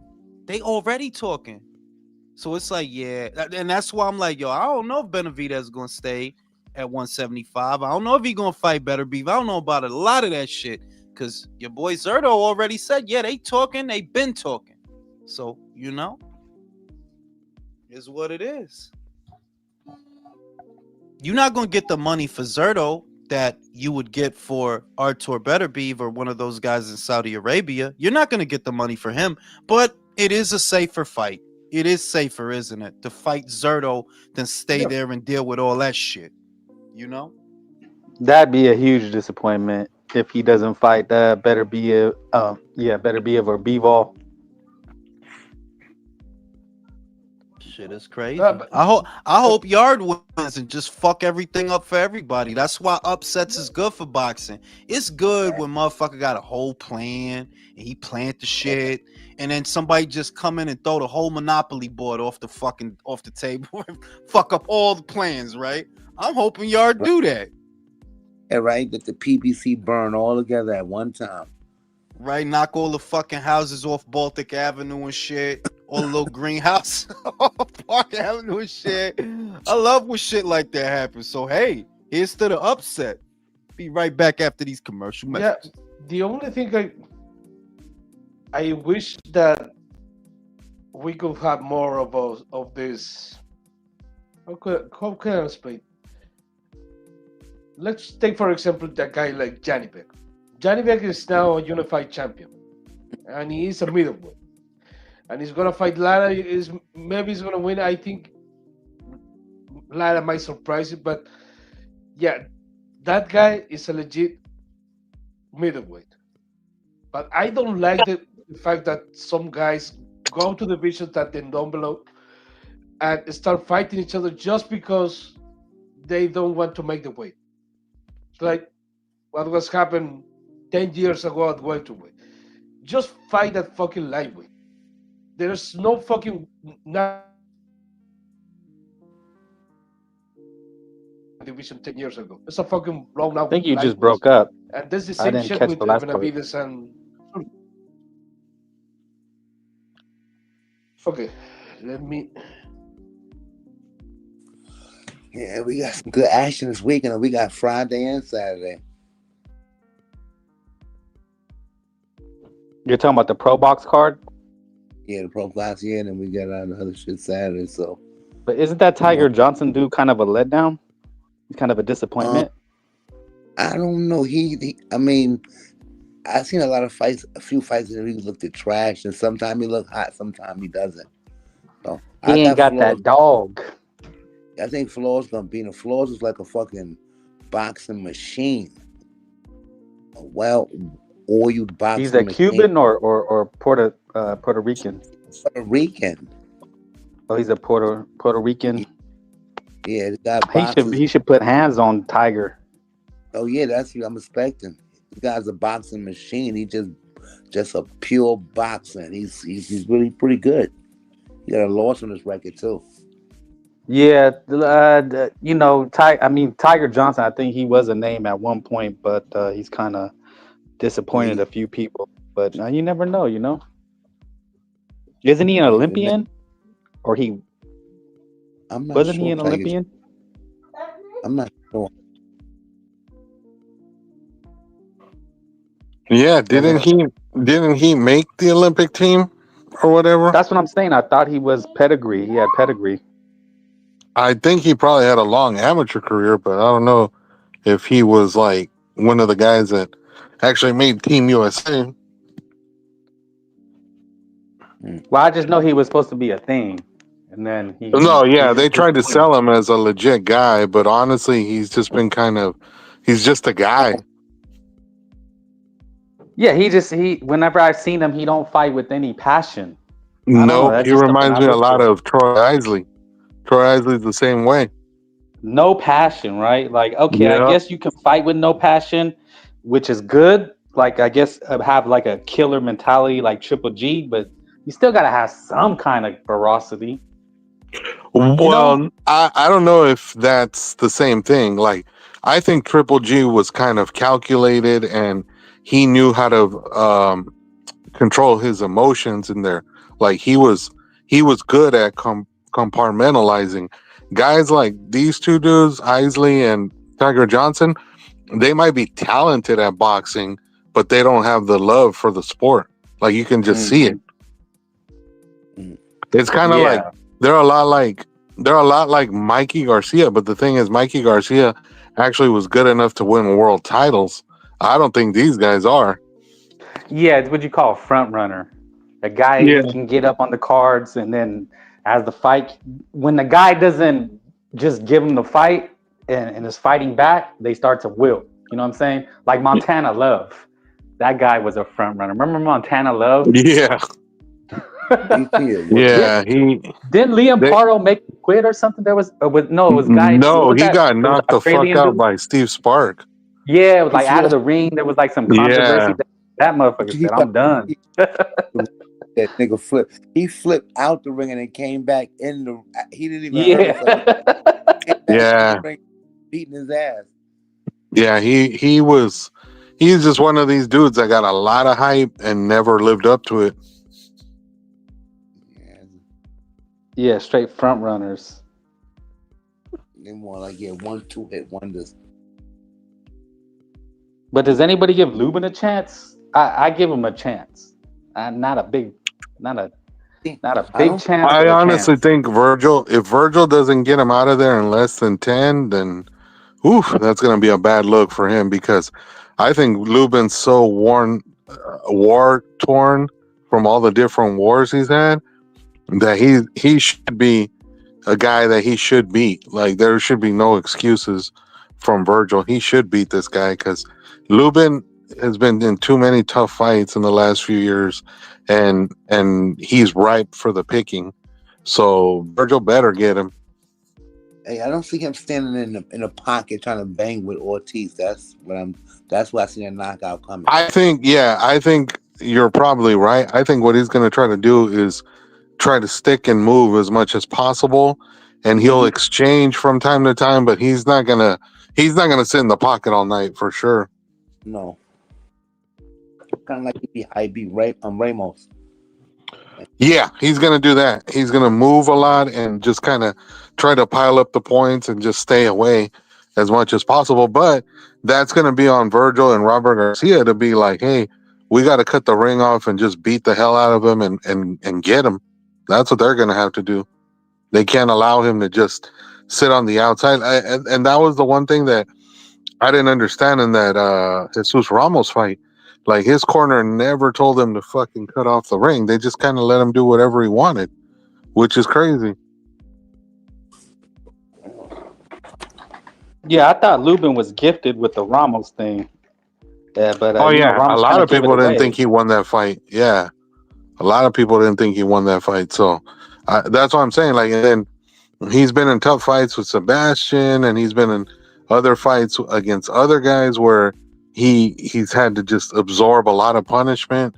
So I don't really know how much he has Yeah, left. And the crazy this part is is his he's not even last that year. old. Uh-huh. Yeah, it's his So last stand. Yeah, how old is he? What, 28? Is he he's in his like 20. I think he's like a couple years older than Virgil. He's like 29. Oh, He's okay. like 29 or 30, something like that.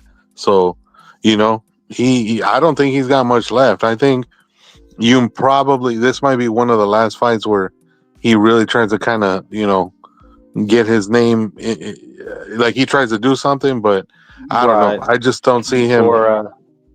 Before he becomes a gatekeeper Yeah, if he sticks around and ends up becoming one.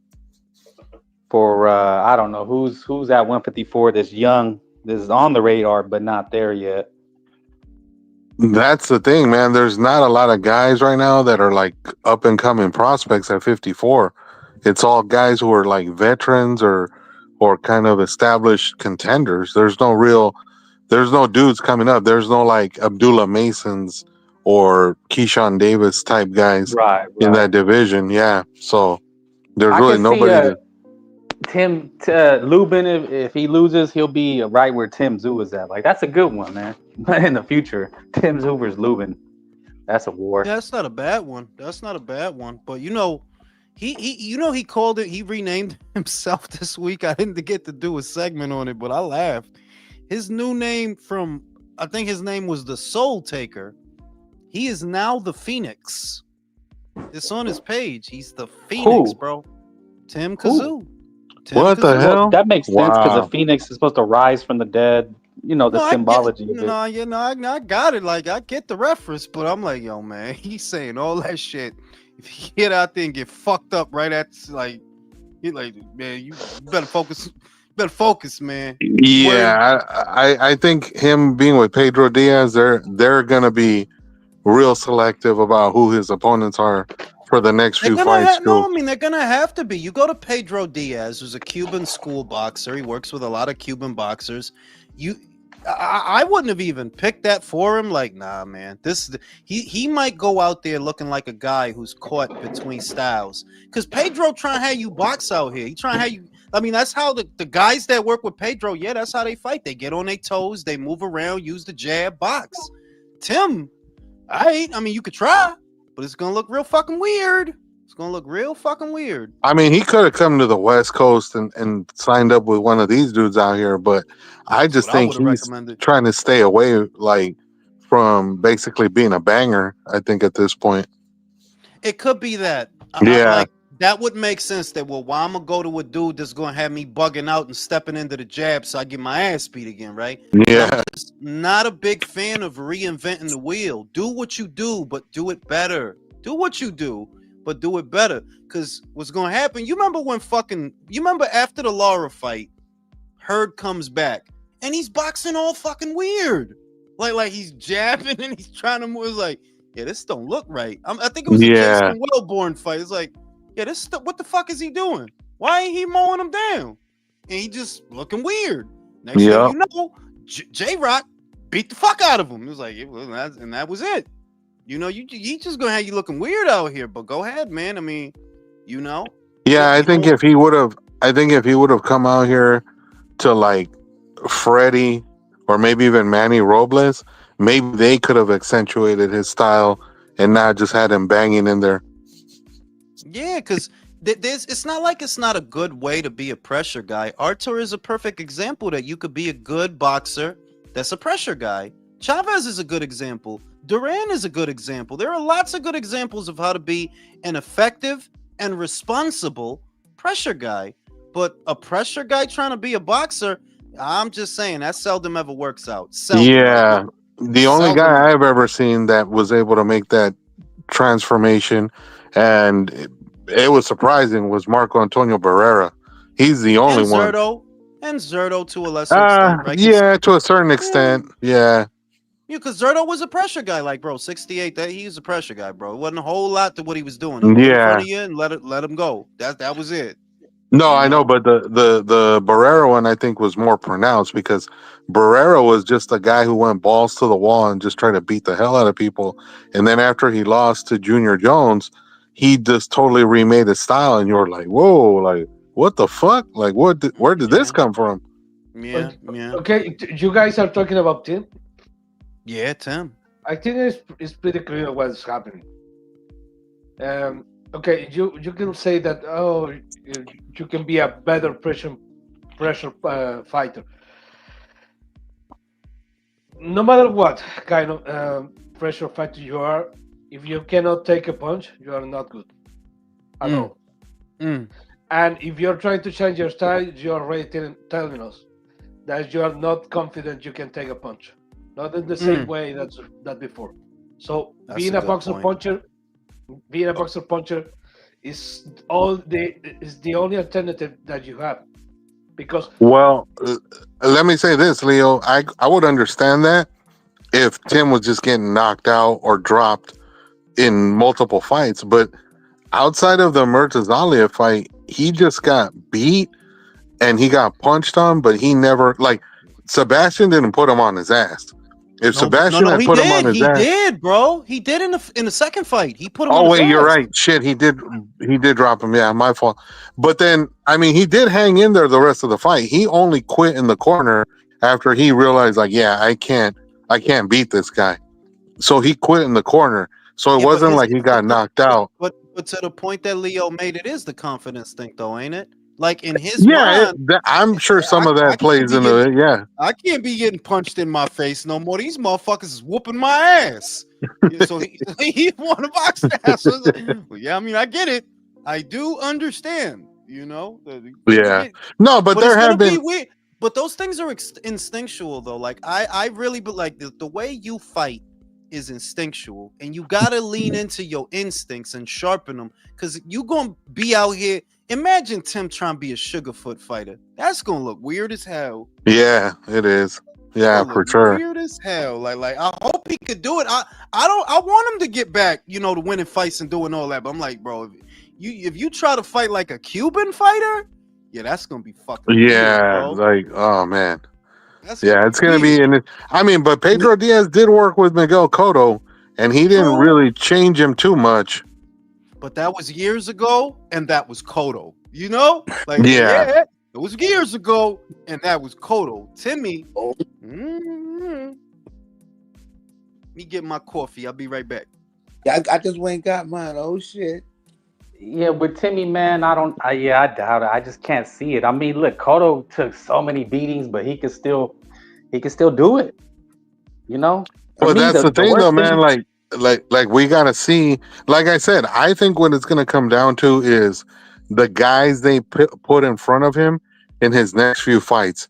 If he gets like a bunch of Joey Spencer level guys, he's done. Oh That yeah, just says that he has no confidence whatsoever.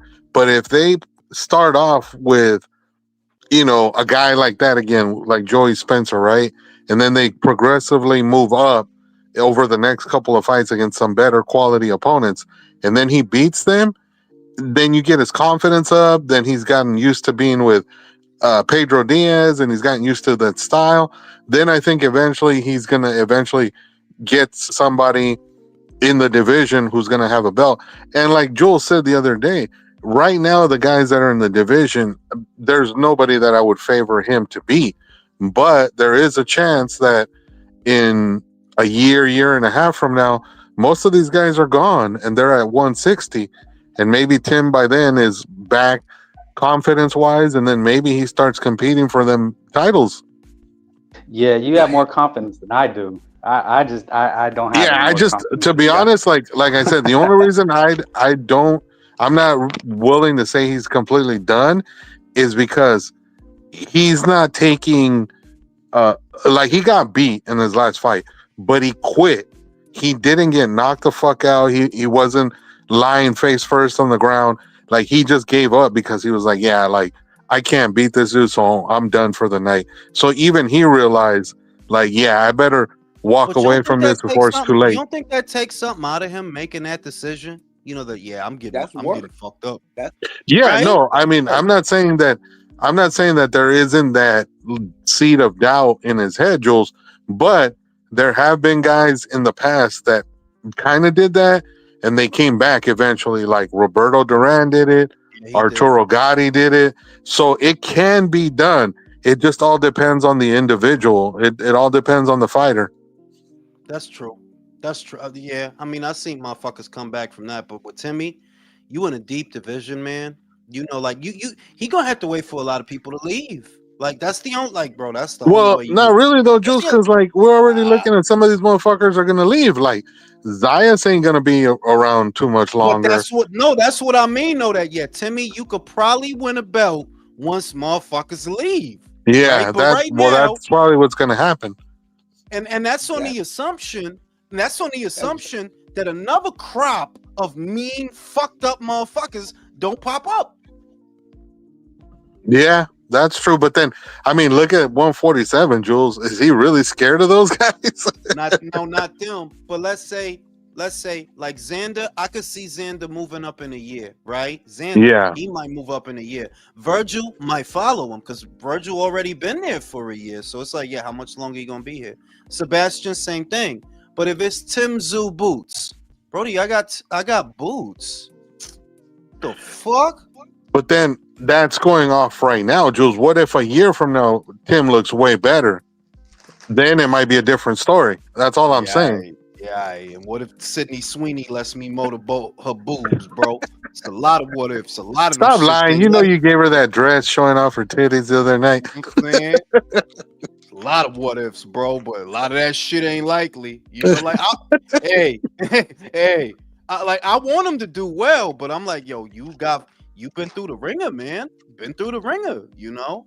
Yeah, Yeah, no, man, for he's sure. food. He's food. But if I'm a promoter or somebody, I take him and build him up with the mindset like I'm gonna get a young kid, I'm gonna build, and then I'm gonna throw Tim in there with him to Yeah, yeah. to put my I to got put my guy a over. solution for.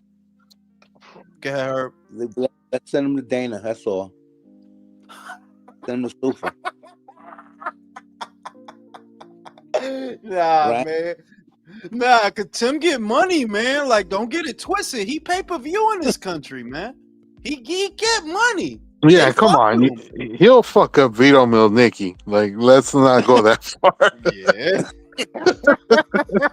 You know what I'm saying? Like shit, man. But they making the zone is fucking up, bro. They really are, man. They're making it real easy for Dana to come in and do his thing just cause y'all I read that WBN article and I'm like, Brody, you can't really expect people in this economy to say, here's $500, right? Because that's what they saying the shit gonna cost overall with the yearly subscription and this premium shit. WBN estimates that, all right, they'll cut down from 1,129 to $500, and I'm like, look, if you buy that many pay-per-views a year, then yeah, that's good for me. That buys more pay-per-views than a lot of people. But for the average motherfucker, bro, average motherfucker not gonna take $500 and say, here, DAZN, take this. Yeah. To No, think that somebody's going to pay a car note for DAZN is I was just about absolutely to say crazy. that. that is wild, That's bro. fucking crazy. I'm like, and The Matt, Brits might. you The know, Brits might do it. no, the Brits, they put up with a lot less shit, man. They really do. They put up with a lot less Yeah, shit. Herb, their pay-per-views are like $20. They And don't pay and nowhere near what and America if does. you put $1 on top of that 20, they ready to fight. The swords Yep. come out like shit, like what? For Those motherfuckers are rioting in the streets. real, yo, them motherfuckers ready to go. Yeah. So what I see is, y'all making it easy for Dana to come in and offer up boxing at an affordable price. Now, I heard somebody make a conspiracy theory that that's why they doing that. It's not that. It's that Turkey did spoil the fighters. If we look in hindsight, like, yeah, you giving guys all this bread and they don't want to do nothing now unless they get that bread. well, you creating that environment. Whereas this cat, he gonna come in here, he gonna crack the whip, he gonna have a bunch of Vito Milnicki's, but I tell you what, ain't not one of them motherfuckers gonna even dream of asking him for 3, 4, 5 million. Like, no, what the fuck? No. And that's the way it needs to be. We need to go back to that. Like motherfuckers sold a lot of boxes a dream that they all box. Like, no, y'all need to go back to realizing, no, you're not box office. You don't belong on pay-per-view. If we put you on that shit, nobody's gonna buy it, and we're just gonna waste a lot of time and a lot of money. Motherfuckers need to go back to understanding. Yeah, you at the very most, you are a B-side, but you could still make a respectable living. But because everybody want to be a star, too many Chiefs. Yeah, but let me ask you: does anybody on the panel? Does anybody are fans of other sports and you watch other sports? Because I think they know that boxing fans are like, if you're a boxing fan, all you really care about is boxing. Well, I Yeah, watch Fiend's other a fan. sports. I like other shit too, but the thing is, bro, I don't think that's necessarily true. I think there are a lot of people who watch boxing that watch other shit, but the thing is, they just tend to take advantage of people who watch boxing because they're under the assumption that we can do whatever the fuck we want and people will just show up no matter what. That's the Yeah. crazy part. I think that they have a very robotic approach. When I looked at what they're thinking, you got to be a fucking robot to think that shit. Listen, if you told a motherfucker, yo, we gonna charge y'all like $1,100 a year for pay-per-views, right? Yo, that motherfucker ready to curse you out. You ready to curse you out? Like, huh? And then you tell that same motherfucker, well, look, you could watch all them shits for $5. Yeah, that motherfucker ready to curse, still ready to curse you. Like, huh? This is not a good idea. The only way this is a good idea, the only way you could have thought this was a good idea, is if you looked at it as purely numbers, if you looked at it as purely logistics. And that's not the approach. You have to take a common sense approach with all things. At what point in the year do blue collar workers and working class Americans and working class people, at what point in the year do they say, yeah, let me spend $500 just on boxing? That does Well, I not think happen, they think bro. it worked. For them, it worked with the UFC and the UFC fight pass. Because I said this was going to happen, like actually even months before the Turkey, he came in, that it was going to be some kind of fight pass kind of thing. So I it worked get for the that UFC. I get that worked for the UFC, but they're disregarding their own metrics. You're seeing that the pay-per-view model is broken. A couple of months ago, Turkey LL Sheik out of his own mouth said that. But you have to be paying attention. People are not buying box office fights. So how could the solution be to do more of them? How? How is that Because fixing a problem? they think you're a junkie, bro. That's what a friend told me one time. I've I quit don't. boxing like 7 The times in my fans, life already. I've already been like, fuck this sport 7 times. But I'm a junkie. yeah, Fiend. Fans are fiends. I hear that, but on a business tip, if the goal is to make boxing a lucrative sport, a business, if the goal is to do that, right, you got to move away from the pay-per-view model and get back to generating money with ad revenue. That's how you could make boxing lucrative again, right? The regular schedule of fights. That is literally how you stabilize this thing. What creates the instability are the fighters. It's the fighters and their managers. That's what creates the instability. It's not simply, the network's ain't greedy. They'll put on a fight. It's that these guys won't do the job unless you pay them in excess of their market value. And if you're paying anyone in excess of market value, it's all there. Like, well, this is not sustainable. A $5 ass fighter want $10. Fucking $20 ass fighter want fucking $50. Yeah, how the fuck we Yeah, supposed to like sustain this? a guy like Richard Hitchinson. He wants a big bag. Right? Like, It's who the like, fuck is that And guy? he's trash. I'm and, not and, paying to watch him. and the shit is that, yeah, Hitchens is bad. T.O. is bad though. And we could just go on like this, Frank. That T.O. ain't like T.O. You a $5. You a Hulu theater fighter, bro. You are a Hulu theater ass fighter. You see? You see? And to get your ass to do anything, yeah, they got to give you what do you want it for, Devin? 11 million or something? And you wouldn't do it. And the worst shit, you didn't even do it. They were gonna pay you in excess of your market value because Tio, you are not an $11 million fighter. No. You got guys all these guys act like they're top billing. And that's the real nature of the problem, that you're making boxing matches too expensive to put on. They have to pay you in excess of your market value. And when they do that, that's more pay-per-views that result in less eyes on boxing. And it just repeats itself like that.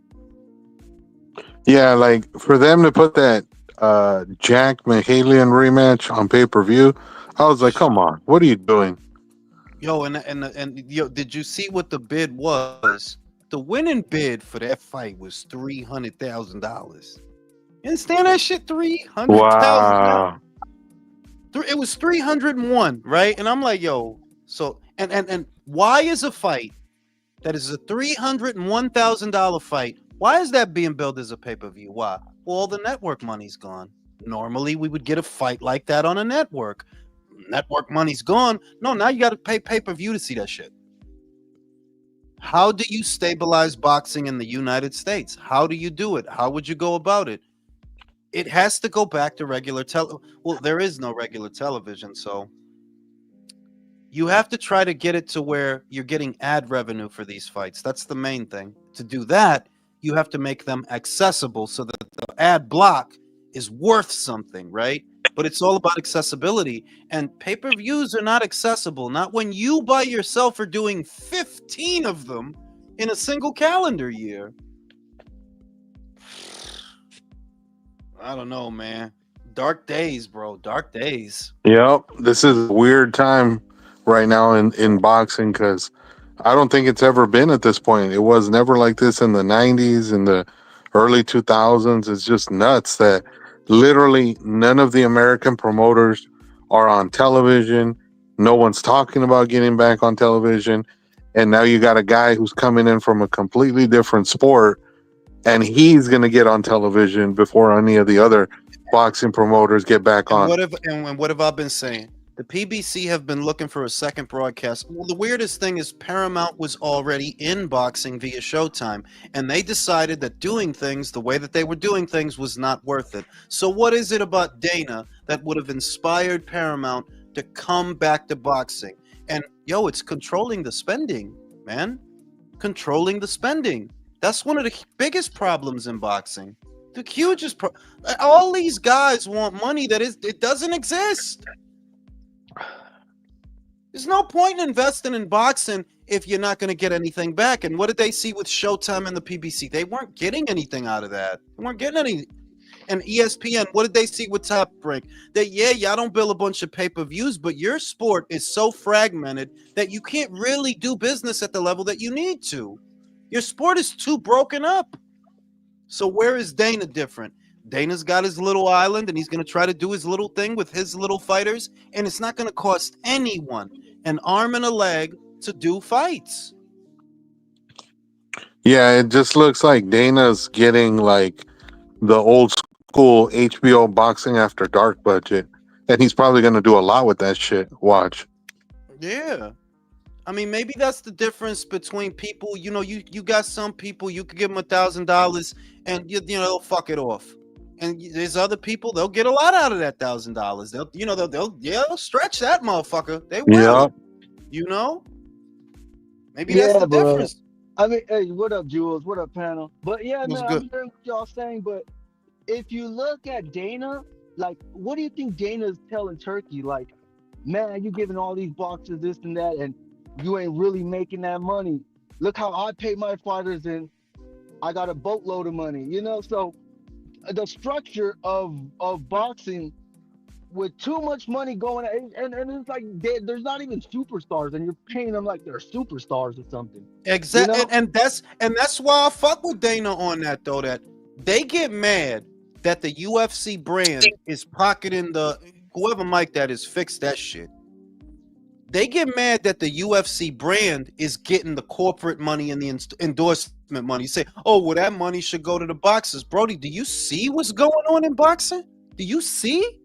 Right? We need somebody to come in and like, yeah, we gonna do this different because this shit not sustainable. It's Yeah. with the fighters, it is always supposed to work out to where you get all the money. And you never have to go backwards on the money. And every show you just get more and more money. And it don't even matter if you win. Look at Edgar, he didn't win. Look at Ryan, he didn't win. But yeah, you always supposed to get more money, clearly. And this is so sustainable.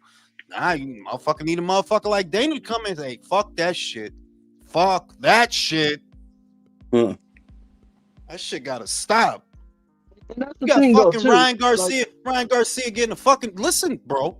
Ryan Garcia getting a title shot off a loss, bro. Right? He's getting a title shot off a loss. He's fighting Mario Barrios, who sucks. And you know what they want us to do, right? That's a pay-per-view, bro. They want us to pay to see Ryan, bro.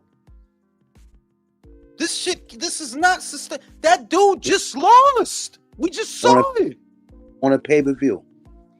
Yeah, they said it. Yep. Barrios versus Garcia is going to be a joint prime DAZN pay-per-view.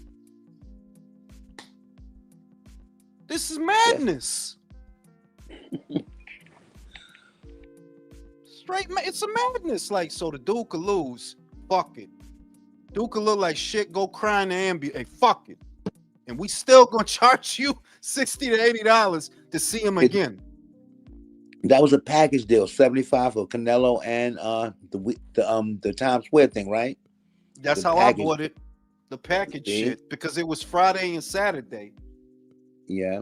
But it's a madness. And the people in boxing, they like that it's the Wild Wild West for the promise of asking for money your ass don't deserve. That's what it really is. If people are resisting Dana White's entry into the space, it's because they don't want structure. They don't want that.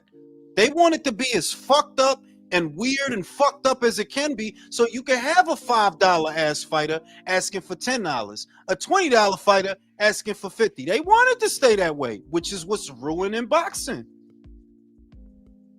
Them Brits at least understand. Eddie, Frank, them Brits understand how to build up a fighter domestically so that he can at least be a draw, that they'll laugh at guys like, oh, Josh Warrington.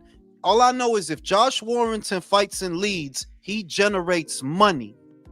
If Lee Wood fights in Nottingham, he generates money. It's not just motherfuckers acting stupid, asking for crazy shit. Those guys generate money. Somewhere along the lines in America, motherfuckers forgot. You know you got to generate money, right? You got to be good for what you asking for. Otherwise, where the fuck is it supposed to come from?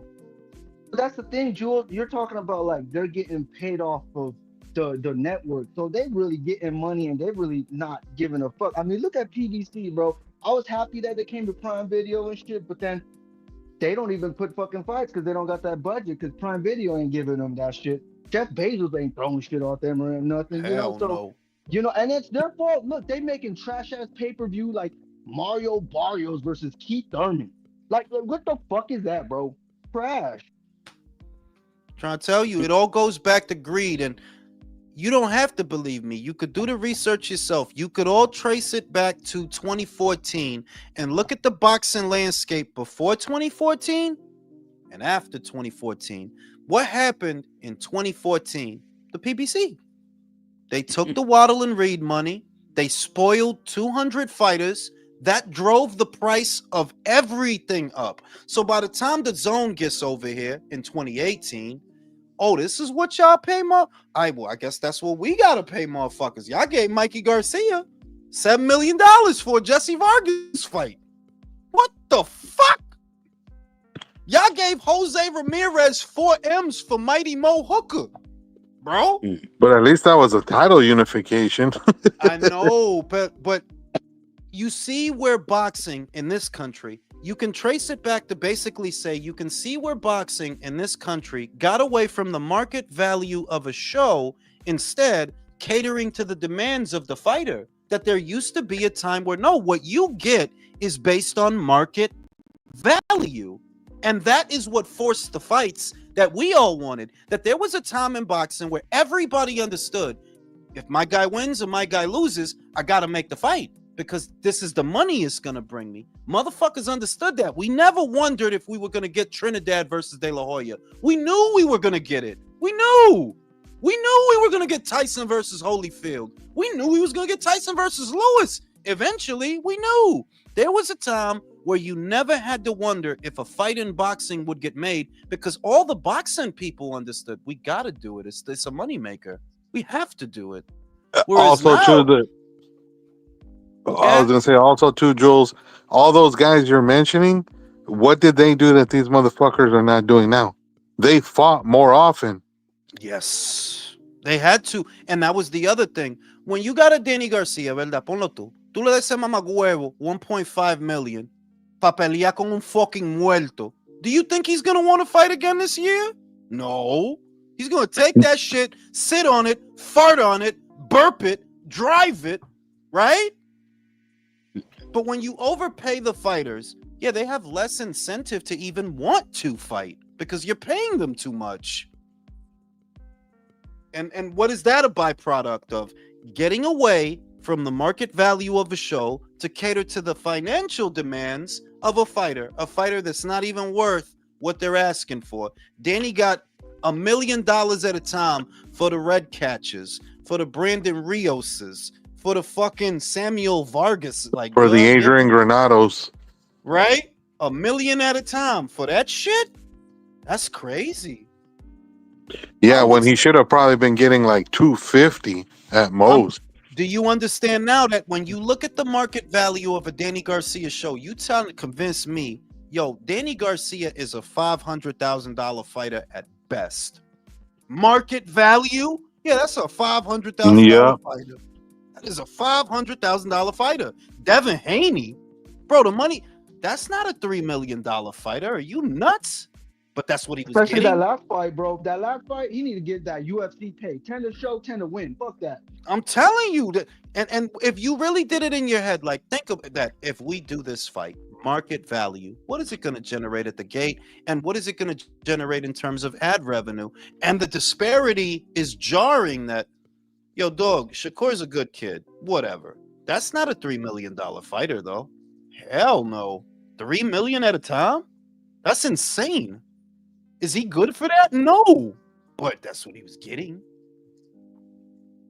Everything that happened in boxing the last 10 years created an environment of division, right? So you have the division of broadcasters. You have a lot of promoters trying to ensure that their talent doesn't float away. So what do they then do? They start guaranteeing guys crazy fucking money. They're not even good for it. But to keep them, yeah, we got to guarantee him now. Otherwise, he going to go over there. It's all a vicious fucking cycle, bro. He's gonna cross the street on us. That's what I'm saying. When you see what created the sides of the street division, the inception of the PBC. Oh, well, these guys is on Showtime, you know, and they're Ooh, you know bro. they're spoiling those guys over there on And Showtime. that's You're the giving thing too. They were spoiling them, and these motherfuckers started fighting once a year. You know what I'm saying? te lo Yeah, estoy they- diciendo. A boxer is like a game dog. You can't feed a fucking game dog till he's fat and happy. You got to keep him hungry. Well, when you're giving Leo Santa Cruz 1.5 million for like Miguel Flores, how fucking hungry do you think he's gonna be? And he's a fuck. What was that? A super feather? $1 million? Yo, that's crazy. But that's what they were giving him.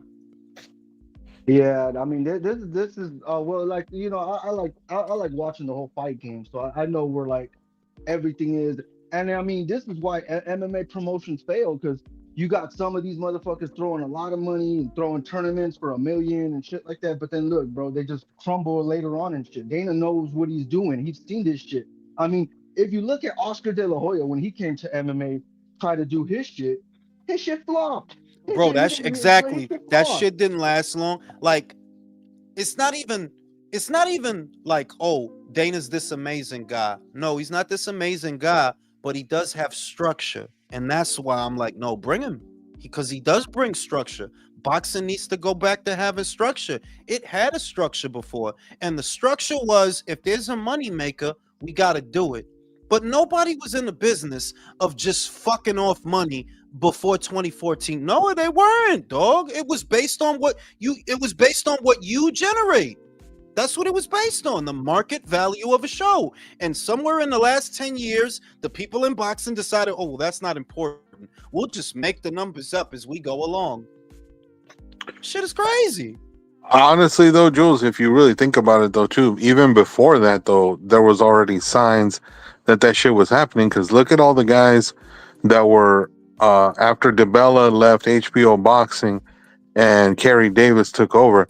That motherfucker had so many fighters on that roster that literally, when they were putting out the purses for the fights they were getting, you were like, wait, what?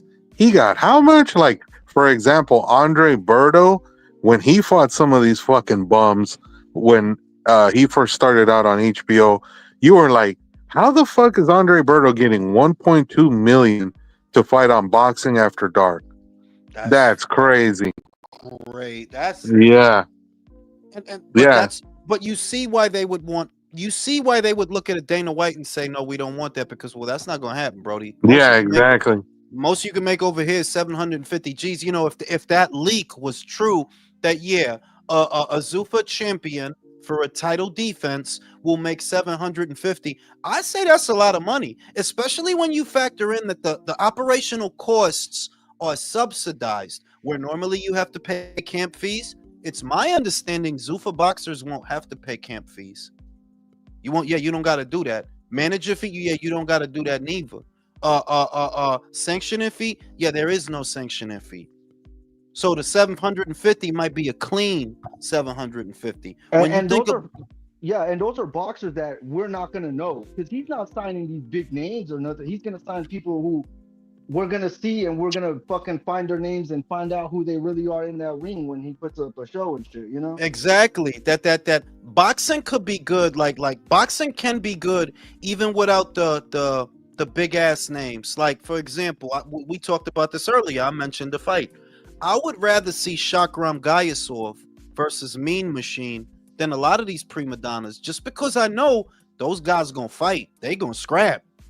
And they not big names. They don't sell a bunch of tickets. They not pound for pound. But I just want to see two motherfuckers beat the shit out of each other. Am I wrong? That makes me wrong. See what I And mean? that's the thing, bro. Because when I see Zuffa boxing, people are always speculating, oh, he ain't gonna pay these fighters or this and that. First of all, bro, he's got to start small. I know Dana. He's not gonna Exactly. go out there doing big shit. He's gonna start it small. And when I look at Zuffa boxing, to me, it's gonna be like Dana White Contender Series. Fighters that I watch in Dana Yeah. White Contender Series, I don't know them. I don't know. They got okay records and shit, but motherfucker, those shows, man, those are dope ass shows. Fucking And knockouts lo and que fucking good fights. lo va a ayudar, Dana, es que, well, look at what's the alternative. All these fucking pay-per-views. 500, like what's the alternative? This is what, like, y'all making it easy for Dana to come in, because he's gonna offer a cheaper alternative that brings boxing to you, and it ain't gonna cost you an arm and a leg. Yeah, that's true. I mean, look, next year, them UFC pay-per-views are no more, man. You know, Zuffa Boxing is gonna be on Paramount Plus. You know, Dana White Contender Series as well, all that shit. So, me as a fight fan, I'm happy. I've been got Yeah, I Paramount Plus, have so Paramount también. I have Paramount. So I'm gonna get money with Dana. Dana do. Oh, it's a Zuffa card tonight. Oh, I bet we doing a live stream. I'm getting money with Dana. Like, yeah, fuck y'all. Fuck y'all. Y'all crazy. 15. Fuck y'all. Like, that's crazy, bro. So yeah, man. You know. I'm gonna get money with Dana. Oh shit! I'm getting money with Dana, bro. 12. He doing 12 shows in the calendar year. I'm gonna go live for every single one of them shows, bro. and the thing about Dana, bro, he got a lot more than just the new boxing. I mean, he just did his Brazilian jiu-jitsu shit. So he got a shit for that. You know, he's got his Dana White Contender Series. He still got the pay-per-views to put, I mean the fights to put up on the UFC and shit. So he always has his handful on the fight game right now. And right now was a perfect time for him because, like I said, when he thought this is why he didn't do boxing. Back then he was, on the presser, fucking Floyd and Mac shit. He was wanting to do boxing and shit. But this is when he knew not to do it because he didn't have the Yeah, money because or just couldn't do there it. wasn't an entry point. There wasn't an Yeah, no, entry there point that wasn't. But this is why if he this would have tried to come in before, they would have tried to run him out. You see what yeah, I mean? They would have yeah. they The would have thing, tried to run him yeah, out. the thing about that too, I noticed that Dana stopped talking about it, about this Zuffa boxing, is when Oscar De La Hoya came into the MMA and flopped. You know, he brought Chuck Liddell, a retired dude who hasn't fought in 10 years, For CTE, real. and bro, this is, and then look, bro, this is why I hate Oscar De La Hoya talking shit about Dana, bro. Shut the fuck up, bro. You came to the MMA game, disrespected our MMA community by fucking bringing nobodies. Some of these fighters were amateurs in the prelims and shit, so you don't have to pay them. You know, shit like that. And then you put Tito against Chuck, bro. Tito was active at least. You know, he was still in Bellator Yeah, doing his but shit. Chuck was Chuck retired by wasn't, it. bro. Chuck Chuck was, was yeah, like Chuck was a fucking artifact by then, bro. He's a relic by then. It's he like, was, Yeah, he bro. had But gotten that's beat the up so many crazy. times it wasn't even And then funny anymore. yeah, he hadn't had a win since like fucking '05 or some shit, bro. Like he really was out the game like that. His last that's fucking why 4 or 5 years was knockout losses. it's two things going on right now that I am excited about. That look, MVP is doing more and more shows and they fucking with Netflix. What's the relevance of that, right? Fighters are gonna go where the money is, bro. At the end of the day, fighters are always gonna go where the money is. So if top ranked fighters is not getting fights, if PBC fighters is not getting fights, you know what they're gonna do? They're gonna go to whoever has the fight dates. And who has fight dates? MVP. They work with Netflix. They work with DAZN. They have fight dates. They're gonna go to whoever got the fight dates. That's why I'm like, you gotta look out for MVP because they doing their thing. It's small now. It's not big yet. It's not huge yet. Everything they do, but next year, yo, Top Rank, you better get it together. PBC, I don't know what to tell y'all. Like, I don't know what to tell y'all. They're in the last leg, bro. MVP and Zuffa is like, yeah, they got their entry point to come in and fill that void. Because, well, what's the alternative?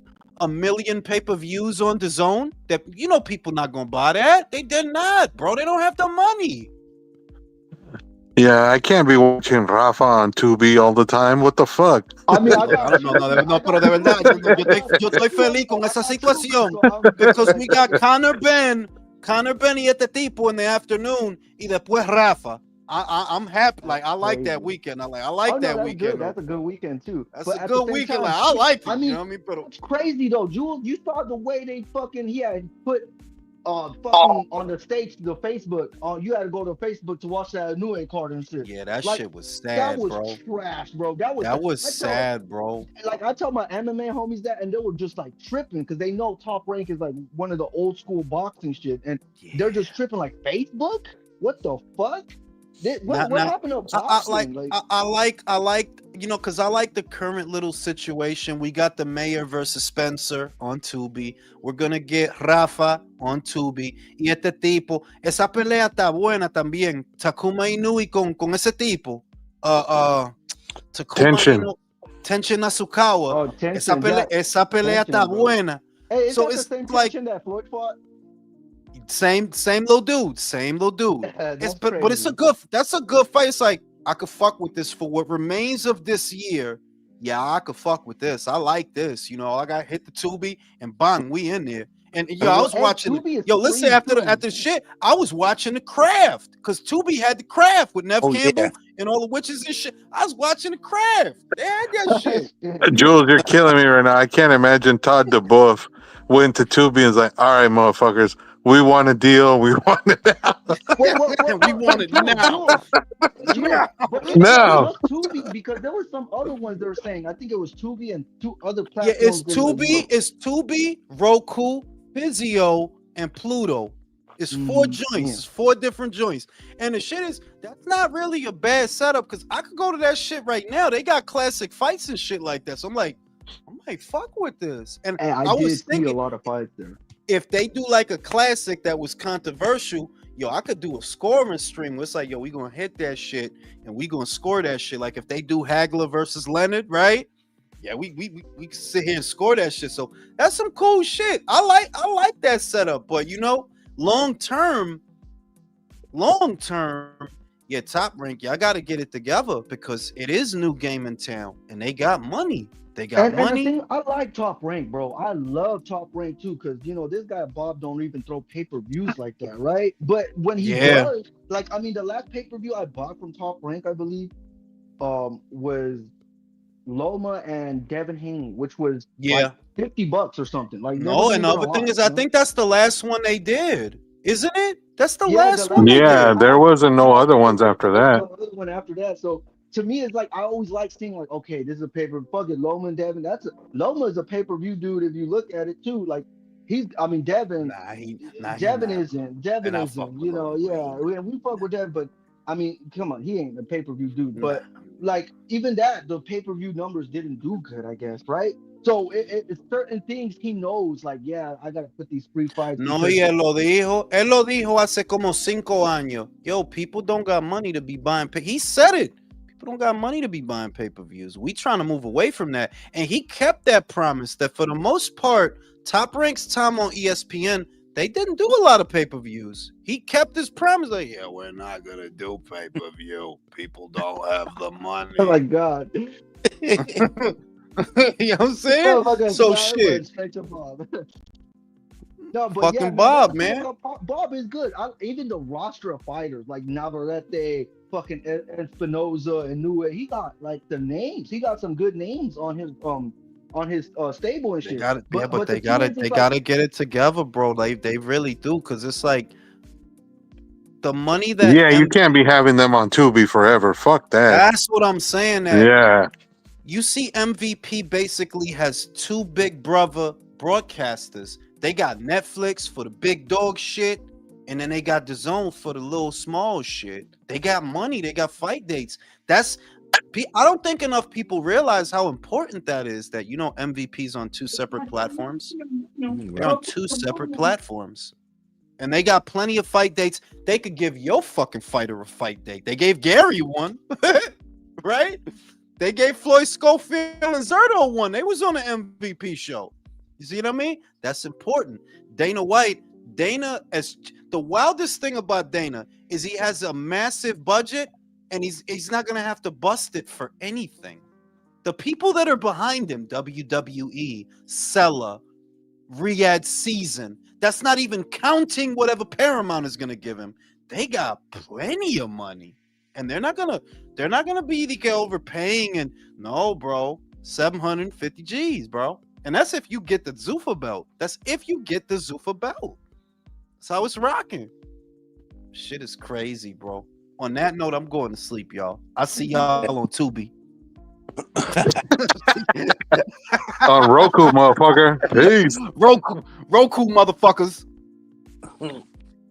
Hey.